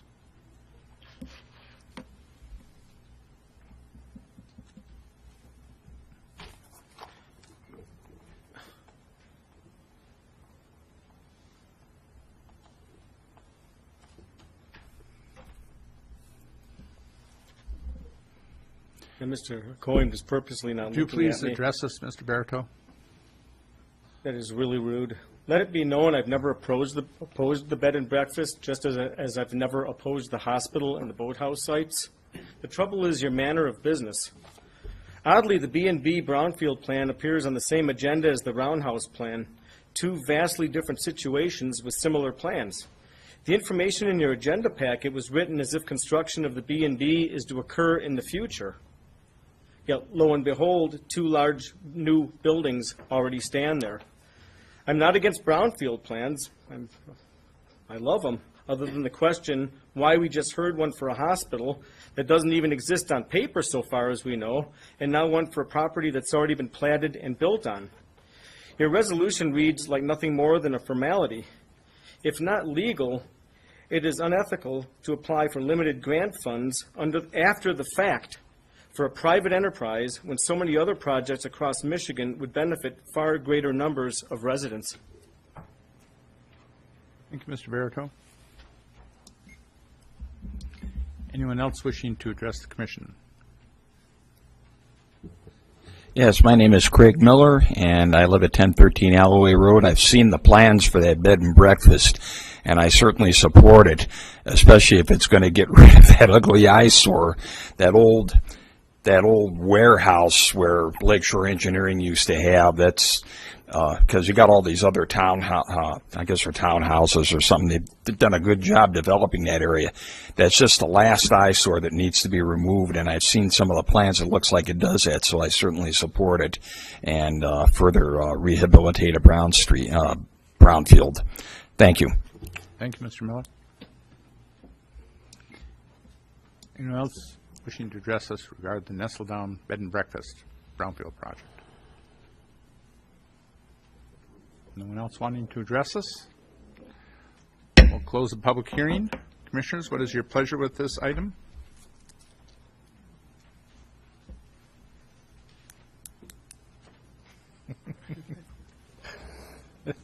Commissioner Ryan? I may move we approve the Nestle Down Bed and Breakfast Brownfield Plan and adopt the resolution approving the plan and authorize the mayor and clerk to sign the resolution. Okay. Commissioner Campana, would you like to second the motion? I'll second. Okay. Thank you.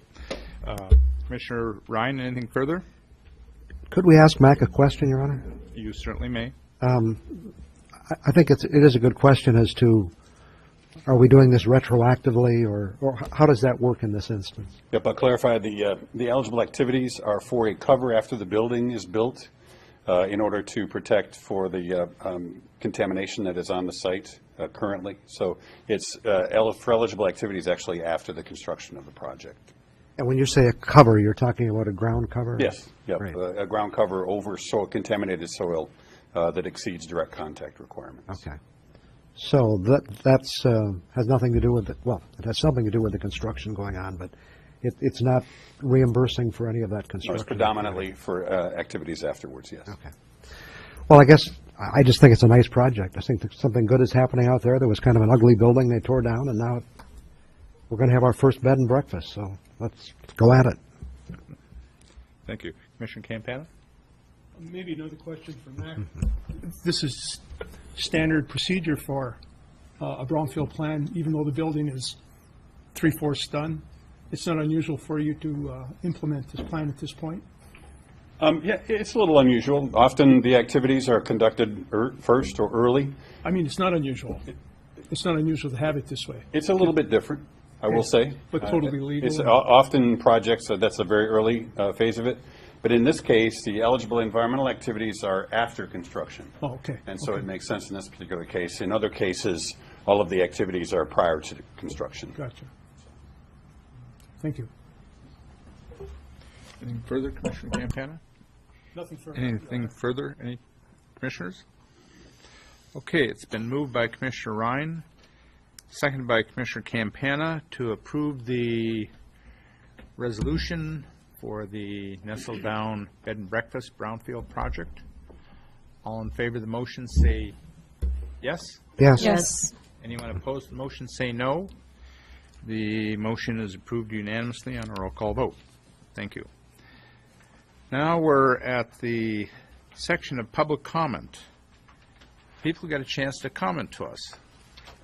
Anything, this is not a public hearing. You can comment on anything you desire. So please come forward and comment. Public comment, if I...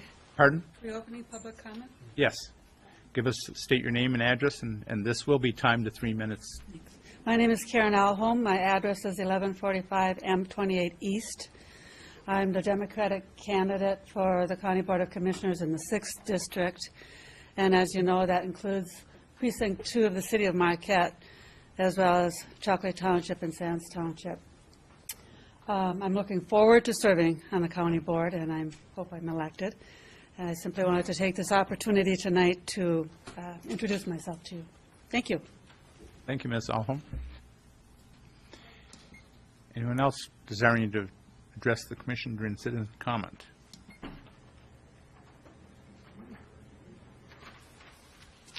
Bob Kimbenzi, 306 North 6th Street, and I guess I'm going to get my money's worth tonight. So, my comments, Commissioner Ryan, on the brownfield weren't negative. I just had some questions there, and it was like, you know, we got all these numbers and everything in this plan that we're submitting to the state. Can we change it? And I guess the answer was yes, it can be changed. So I'm comfortable with that. And I think, you know, when you add the city manager's comments tonight, I think he basically laid out about 10 or 15 minutes there of what he's committed to. So, you know, we just need to feel a little more comfortable with this. A lot of the press that came out on the hospital, this is going to happen, that's going to happen, it didn't happen. I just, you know, it's been just like well, what really is going to happen? So, you know, some people are a little skeptical. The list of all the documents that you had there, would it be prudent or could you, I don't know if you could put those on the website or put the links to those somehow? I mean, that would be helpful. so we don't have to go out and try to rummage through things and try to find them ourselves. And I was going to give a good comment on Commissioner Stonehouse tonight, and then he runs north of the border. So I think he did when he gave the tour to all the MML people of the historic tour of Marquette or whatever he was telling them down there, I think that's definitely his niche. So after tonight, when he goes out to pasture with two of you other guys, maybe he can do that some more, because he's in that respect, he was a good ambassador for the city. So maybe you can put those comments in there, and then you can send them to him. Thank you, Mr. Cambazzi. Nancy Wiseman, 7 off 1314 Picnic Rocks Drive. Really didn't intend to make a comment, but this is my first city commission meeting that I've attended, and it certainly has been educational as a returning resident to the city of Marquette. I'd offer two observations. One, the documents that the city manager delineated, I think would be very helpful for the citizenry of Marquette to know about, certainly to provide a greater education as we deal with a brownfield situation. I happen to live in a brownfield area. I've had to educate myself in part, and so I think that I would observe that as a citizen, we don't pretend to know as much about brownfield development as those of you who deal with it on a regular basis. So more information would be helpful. And I realize we can't educate everybody about everything, but this seems to be a significant point. The second observation that I would make in thanking you for your service now and in the past and in the years to come is that I would urge you to welcome questions, to welcome observations. And I want to applaud publicly Commissioner Cambenzi for being willing to at least raise issues that maybe are uncomfortable, maybe have been discussed previously. I don't know that. But I say that with the caveat that those of us who have questions or concerns need to pay attention then to those opportunities to provide public comment at the public hearings, such as the ones that have been listed here. So I think we have responsibility as citizens to show up and to ask questions, as well as to call one of the commissioners or more, or send emails to raise issues. We also have a responsibility to be here. So I would urge you to welcome the questions, and I would urge my fellow citizens to take the responsibility to be here as well. Thank you. Thank you, Ms. Seminoff. Anyone else wishing to? Okay. My name is Craig Miller, and I live at 1013 Alloway Road, and I'm a candidate for the City Commission, and I agree with the gentlelady that just preceded me. If you can't be at every City Commission meeting, you should be at least informed as a voter on what's going on and what the different facets are, because in the end, we all get the government we deserve.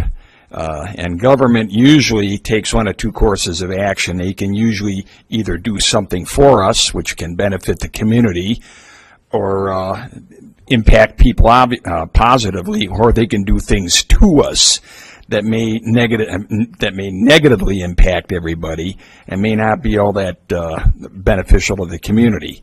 And the only way to do that is vote, and above all, be informed. Thank you. Thank you, Mr. Miller. Anyone else wish to address the City Commission? Frank Jeff Farrow, 350 East Bridge, Marquette. These are my opinions. Our October 14th meeting record sounds scratchy. Between City Hall and Charter, please get the audio up to at least 1980s standards. Stonehouse mentioned the contentious meeting. We want to do the best we can for the citizens, he said, without addressing specifics. He also played up the accessibility aspects of the proposed boathouse. Access for all must be offered regardless of location by law. For him to use that as part of his rationale was insulting. Members also danced around 3 conflict of interest allegations. Campana said that Keefe told him he had no conflict because he has nothing financial to gain. The trouble isn't money, it's influence, public and behind the scenes. We've documented this influence mentality too many times, as being every bit as filthy and dishonest as financial gain because the public injury is the same. Your own member said of this board, the policies we're setting are atrocious. On land use, she has the expertise to make that allegation. You lack the track record to defend yourselves. The way you treat her is the reason why it's not worth running. The same way that gangs of six treated Potvin and Carlson. You won't even address a fellow commissioner's specifics, much less your constituents. A dissenting member can't even have her concerns disseminated. So what does this mean for our public? The answer is exactly what you've given us. It's my pleasure to tell you that your time is up. You've run the worst commission since Bradley, and even he stopped short of stealing our comment time. October 14th, you refuted your opposition that suggested public officials are anything less than gentlemen of the highest integrity. Another blanket statement to divert attention away from the specifics that you and the man in the audience refused to address. The boathouse and the comment time being prime examples of you not taking responsibility. That is not integrity. To govern by who's who instead of by the validity of what's said is dishonest and deceitful. There's too much unanswered testimony against you for you to saunter off this way in light of the underhanded manner in which you, Coyne, and Stonehouse stole our minutes for no honest reason. The far greater fear is who's to replace Nimi. October 14th, another man mentioned Campana and Reynolds' lack of participation. Until tonight, maybe. I mean, those two seats have been a near total waste for a year now. That only leaves Compenzi and Coyne as possibilities unless by chance a new member is best qualified. Of the two, choose Compenzi. With God as my witness, any man who'd be at City Hall on official business making nutty threats to a constituent in the men's room is not fit to be mayor.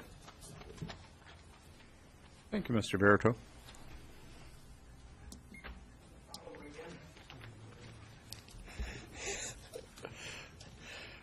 Good evening. Yoram Malankian, 8 Marquette Drive. Perhaps that individual might want to audition for the theater at Northern. But anyways, thank you for passing all the resolutions. Good policy. I've had the opportunity to travel different parts of the country, different parts of Michigan, and talk to many, many different people that have come to our community from different parts of the country and the world, and they all tell me how fabulous downtown is, how vibrant, the brick and mortar restaurants, the friendliness, the convenience, the parking, the biking, now human-powered rowing, just incredible, fabulous things that are happening in our community. And I thank you for doing what you've been doing for all these years and not listening to all the naysayers. With the hospital coming in here, the downtown in the next 10 to 15 years is going to be just incredibly different than what we see it today, and it's going to be positive. Thank you again. Thank you, Mr. Lankinen. Anyone else desiring to address the commission?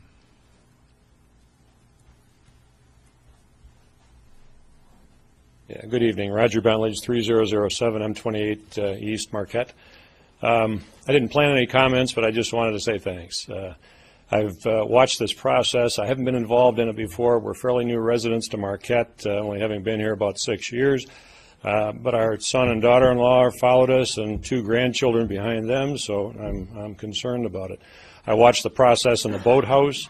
It was very interesting to me because initially, of course, everybody knows the background. It was down in Gaines Rock and looked more like a clubhouse. Well, the public was heard. The concerns were heard. And it changed, and it moved around, and it redesigned, and it reconfigured. And I just want to thank you for your persistence, your diligence, your patience, and probably about 10 other attributes that should be applied to the way that you handle that one in particular and the other things that I've been watching as I've sat in the background here. So a simple thank you. Thank you, Mr. Bentledge. Anyone else wishing to address the commission?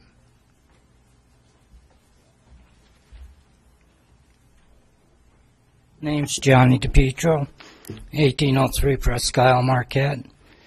I'm a candidate for District 1 City or County Commission, so I encourage everybody to go out and vote.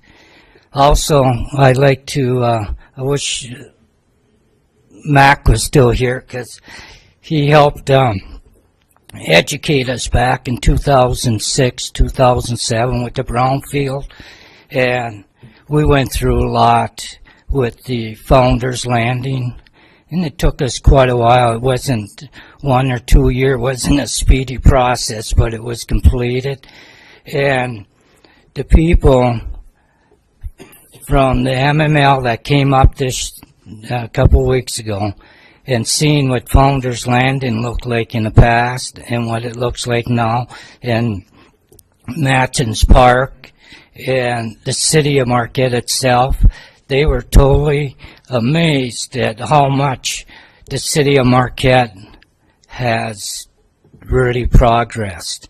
And one of the things that they liked about it was how the city of Marquette's been preserving the older buildings, and a lot of the 21st century buildings are also with the contour of the 19th century, but with the 21st century technology built in it. So these people were really impressed, and a lot of them had never been north of the Mackinac Bridge before, but once they got up here, they were very happy that they did make it.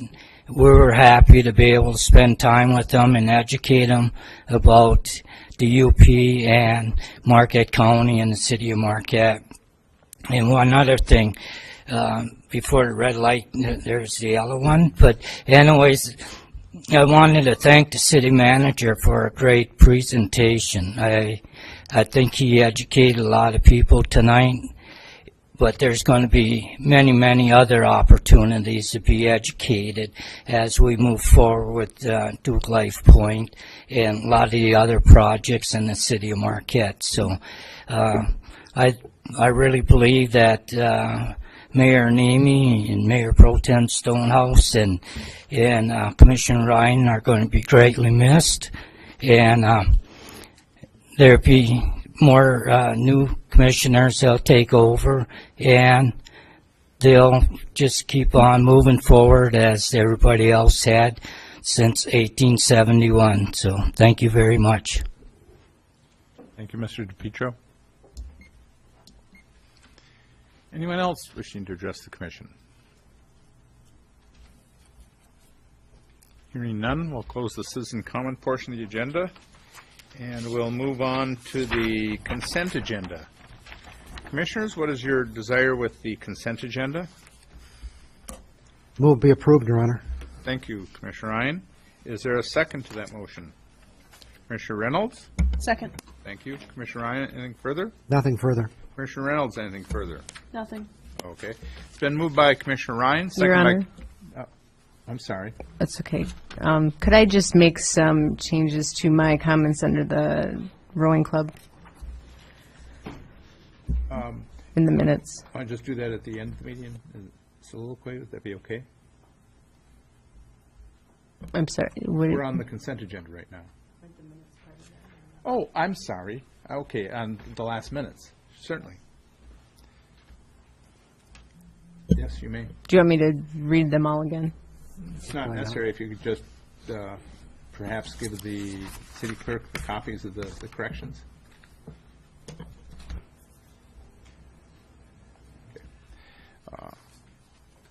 Then we will call the question of, it's been moved by Commissioner Ryan, second by Commissioner Reynolds. All in favor to approve the consent agenda? Say yes. Yes. Yes. Anyone opposed to approving the consent agenda, say no. The motion is passed unanimously. So the next item is new business. We have a military service credit purchase. City Clerk, would you read the background information on this? Yes, Your Honor, thank you. In 1994, the City Commission developed the attached policy for veterans to purchase up to 30 months of military service credit for their defined benefit pension. Diane Giddens, City Treasurer, is enrolled in the Municipal Employees Retirement System and has submitted an application for potential purchase of military service, requesting to purchase 30 months of military service credit. The estimated actuarial cost of the 30-month purchase totals $56,497. Under the city policy, the employee's share shares in the cost by providing a contribution equal to 5% of their final average compensation for each 12-month period of credit being claimed. Using this formula, Ms. Giddens' contribution is estimated at $9,488.34, with the city's estimated cost reflecting the balance of $47,008.66. Under the terms of the policy, Ms. Giddens must retire within 6 months of approval of the purchase. Fiscal effect: sufficient funds were included in the Finance Department's 2014-15 budget to cover the full cost of the service credit purchase. Recommendation: approve the request to purchase the total of 30 months of military service credit under the provisions of the city military service time credit policy for an estimated cost to the city of $47,008.66. Alternatives as determined by the Commission. Thank you, City Clerk. Commissioners, what is your pleasure with this item?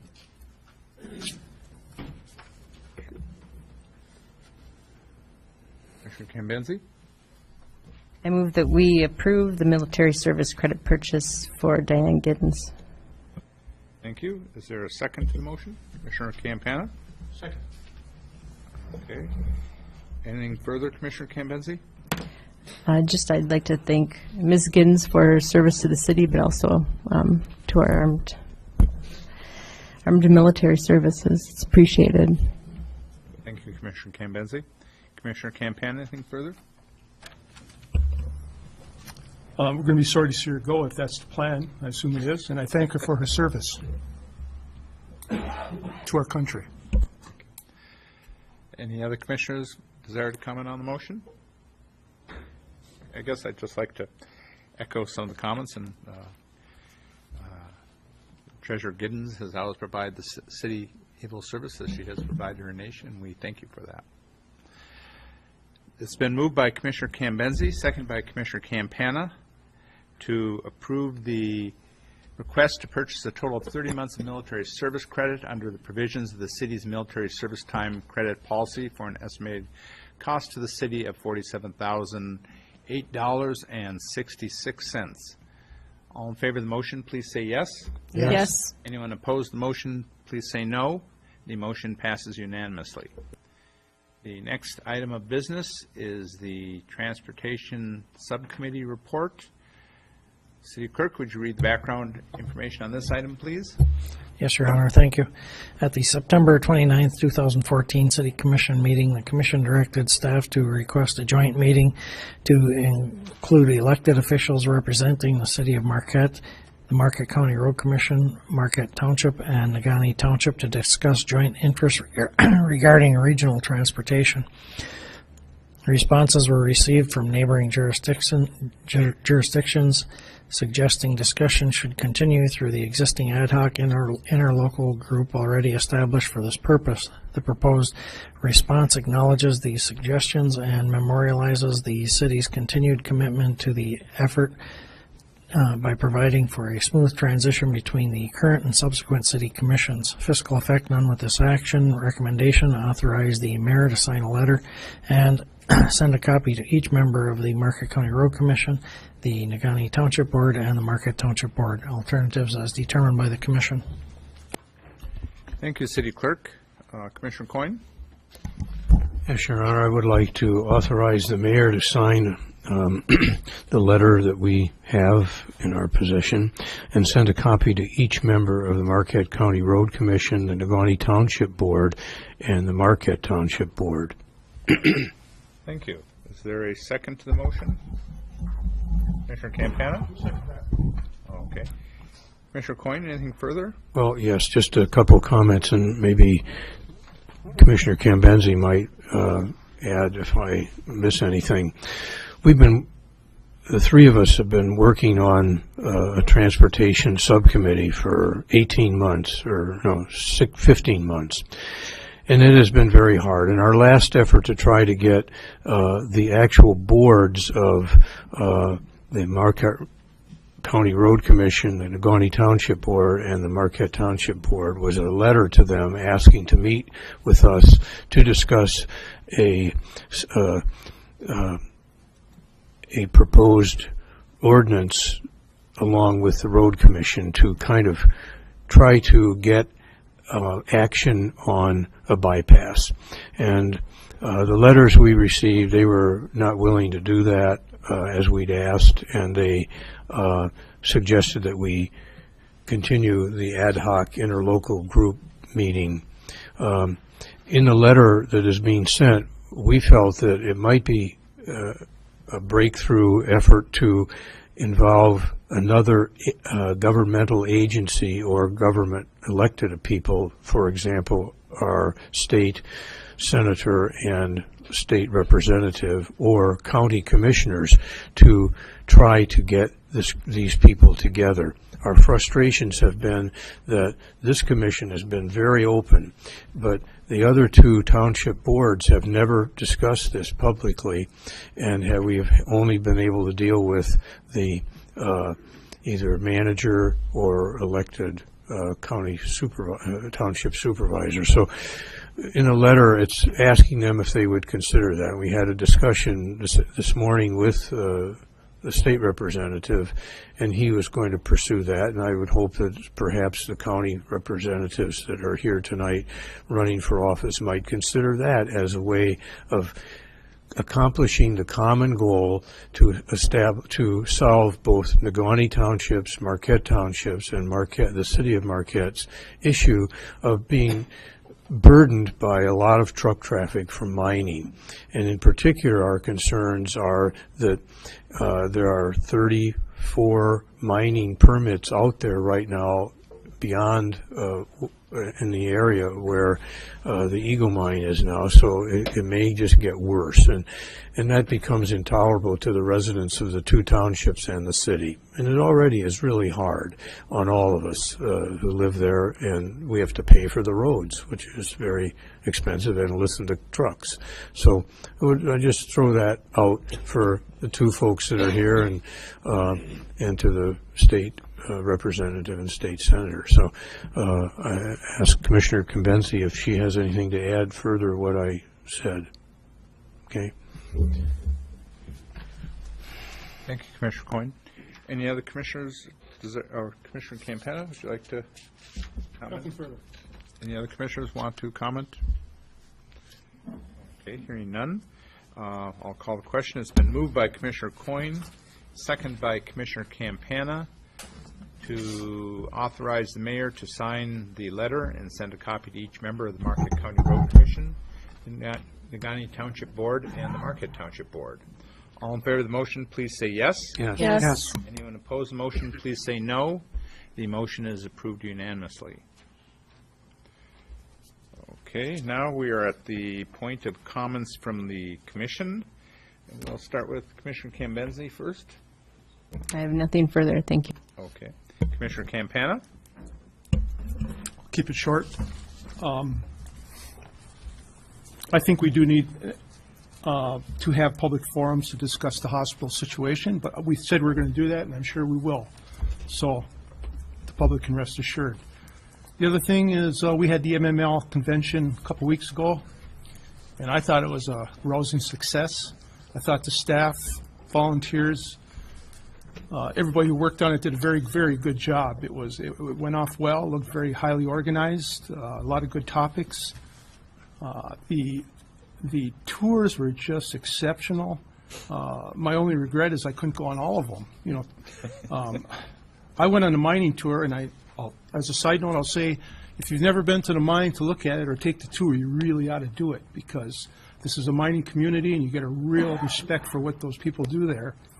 And it was just very well done. And everybody that was on that tour that I talked to, and I talked to a lot of them, very impressed with how the MML meeting was going, and they were very impressed with the tour, and everything was good. I mean, Marquette came out of this smelling very well, and we did a good job. So we should be proud of that. Thank you, Your Honor.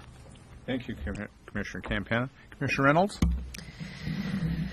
Okay, my first comment this evening is the first time I've done the Halloween spectacle was this weekend, and my 3-year-old thought it was the greatest thing in the whole entire world. So, as did I. My other comments this evening are just in general to the 3 commissioners leaving. Coming onto this commission, it isn't an easy task. You sit down, you go to the meetings, but it's different sitting back here. And having Don Ryan sit next to me was the most comfortable, and he was the most helpful person that I could have had sit next to me. If I had a question first, second meeting, and I'd slide it over to him, he would just answer it really quickly, and it was fantastic. And even though Mr. Stonehouse isn't here, Fred was always really good and kind of like my dad. Always said the truth. We'd go out for a beer, and he would just say it as it is, and it was great to have his opinion that way. And during Bob's tenure, we've gotten a lot accomplished. We really have, with Marquette General being, I think, his greatest accomplishment of being mayor. And I think that we will not be missing them. I think we will be missing them, but I think we will continue to see them in our community because I know that they'll keep trying to help Marquette be a better place. And that is all. Thank you, Commissioner Reynolds. Commissioner Ryan? Thanks for that comment. I appreciate the perspective from a younger member of the commission, too, occasionally. This is my last meeting, and I just want to say we'll be here once more, but it's one of those we kind of sit down and then leave. So this is the last time I get a chance to do this. I want to say it's been an honor to represent the citizens of Marquette. I really want to thank you for voting for me twice to sit in this chair to represent you. I wasn't sure what to expect when I came. I didn't know if my phone would be ringing off the hook and my emails would be piling in, but gratefully that didn't happen. Not that people didn't have some information to share with me, but more often than not, far more often than not, the comments were encouragement, support, and not criticism. People stopping me in the grocery store and saying, "Hey, you did a nice job. I appreciate what you're doing for us." And it really makes you feel good. One of the things I've tried to do since I've been here is to explain why I'm voting the way I do, try to give people some background on the issues. Sometimes that means I've gotten aggravated. Sometimes that means I've gotten overexcited. And believe it or not, I don't like that. If I never have to debate someone again for the rest of my life, I would just enjoy that very much. But, it's not in my nature to sit here and not say what I believe and present it, and hopefully it's been taken with the sincerity which it's offered, because I think we have just a great group of people to work with here. I want to say, too, as a city commission, we're called on to make a lot of decisions, but the work of the city really goes on every day. It gets done because we have so many good people.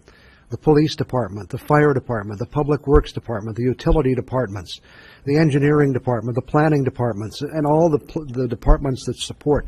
These are people that come to work every day, and really without us, they just get things done, and I think that's why we're such a great city. I do have one concern about the future. I think as a commissioner this year, I lost track, but there must have been at least 50 meetings. And I think we're getting to the point where it's really difficult for someone to serve in this position unless they're retired, self-employed, or they have a really generous employer who's willing to let them take some time off from work. And I don't think that's necessarily a good thing. I don't think we want to limit participation in this committee, in this commission, because people don't have time to run. I don't have an answer for you. I had suggested to the Charter Commission that they go to 4-year terms and try to extend them a little bit and maybe not have the turnover that we're going to have now.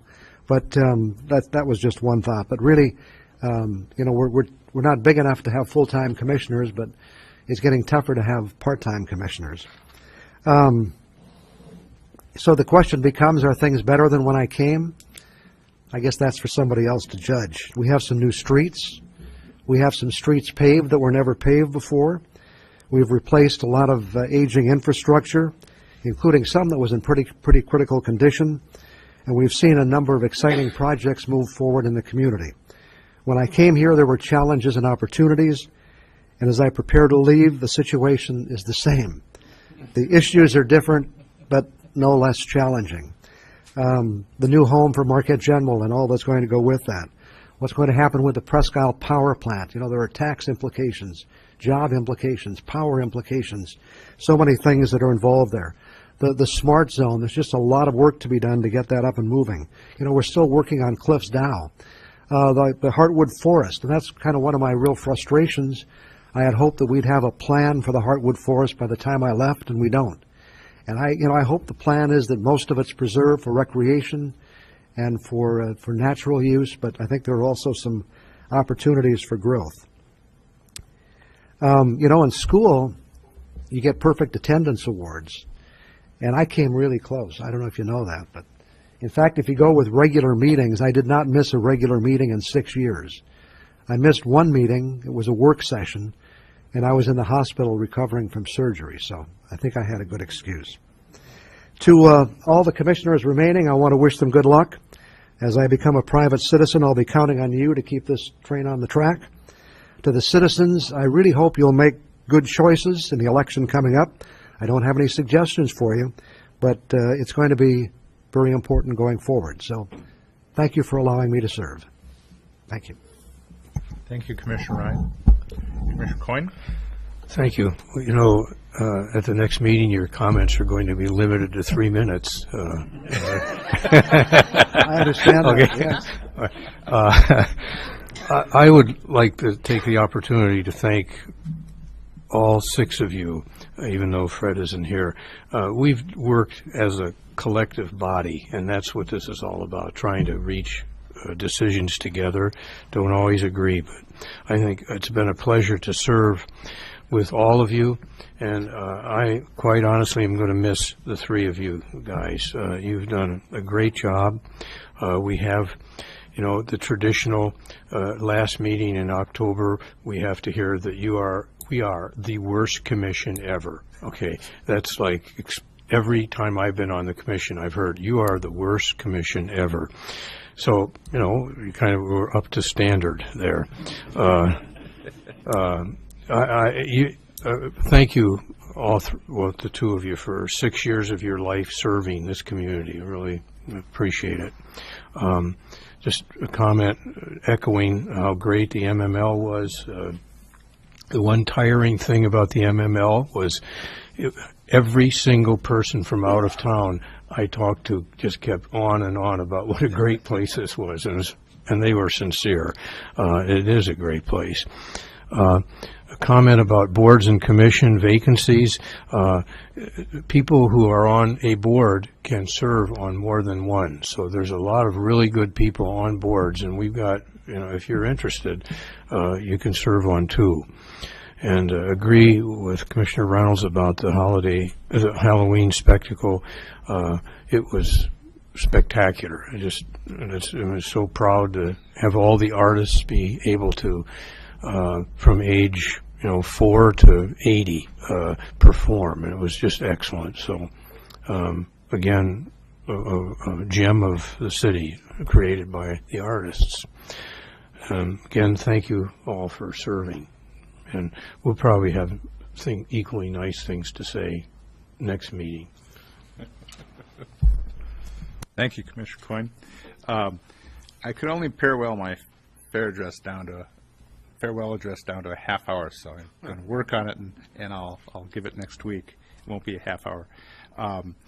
The MML, I echo Commissioner Coyne's comment that everyone we did talk to would extol how great Marquette is, and I would thank them and mention to them how I appreciate seeing our city through their eyes, because we, in the normal hubbub of our daily lives, just bypass some of the beauty we have. And we, certainly we all understand it, because you'd have to drag us out of here to get us out of the UP. But it is a great place. It was nice hearing people's comments, and it's nice to hear that they recognize that we have as nice a place to live as they mentioned. So thank you for that. The whole comment citizen participation, there's a lot of opportunities for people to participate in city government. The City Manager Monthly has office hours where you can go to the library and talk to him, ask him questions at that time. He always gives us a synopsis of what's happened in office hours, reports to us what the concerns of citizens are, and how their concerns have been handled or responded to. We have public hearings like tonight. There will probably be work sessions or forums on the process of locating Duke Life Point. I'm sure as the plans of the service center are starting to be finalized, and some of the decision points are identified, the future commission probably will have to do a work session to understand the ramifications and the alternatives that are involved. And you can email the city manager, call him. He's very approachable. He'll make time for you in his office. He'll welcome you to his office. And the commissioners, their emails and telephone numbers are all on the city website. And we'd be happy to answer your questions regarding the hospital, or as we know, a lot of these details are really up to staff. It's not up to the policymakers to determine where the service center is going to be, no matter how large the service center is going to be. There will certainly be policy issues that have to be addressed, but most of it will rest with staff. And one last quick comment: we have had 50 meetings, and we are going to have 2 more, so that'll be 52. And I've attended 48. I missed 2 work sessions, but I did miss those work sessions out on city business. So with that, adjourned. Oh, no, wait, city manager, excuse me. Do you have something left to say yet? No, I don't think. Now we're adjourned.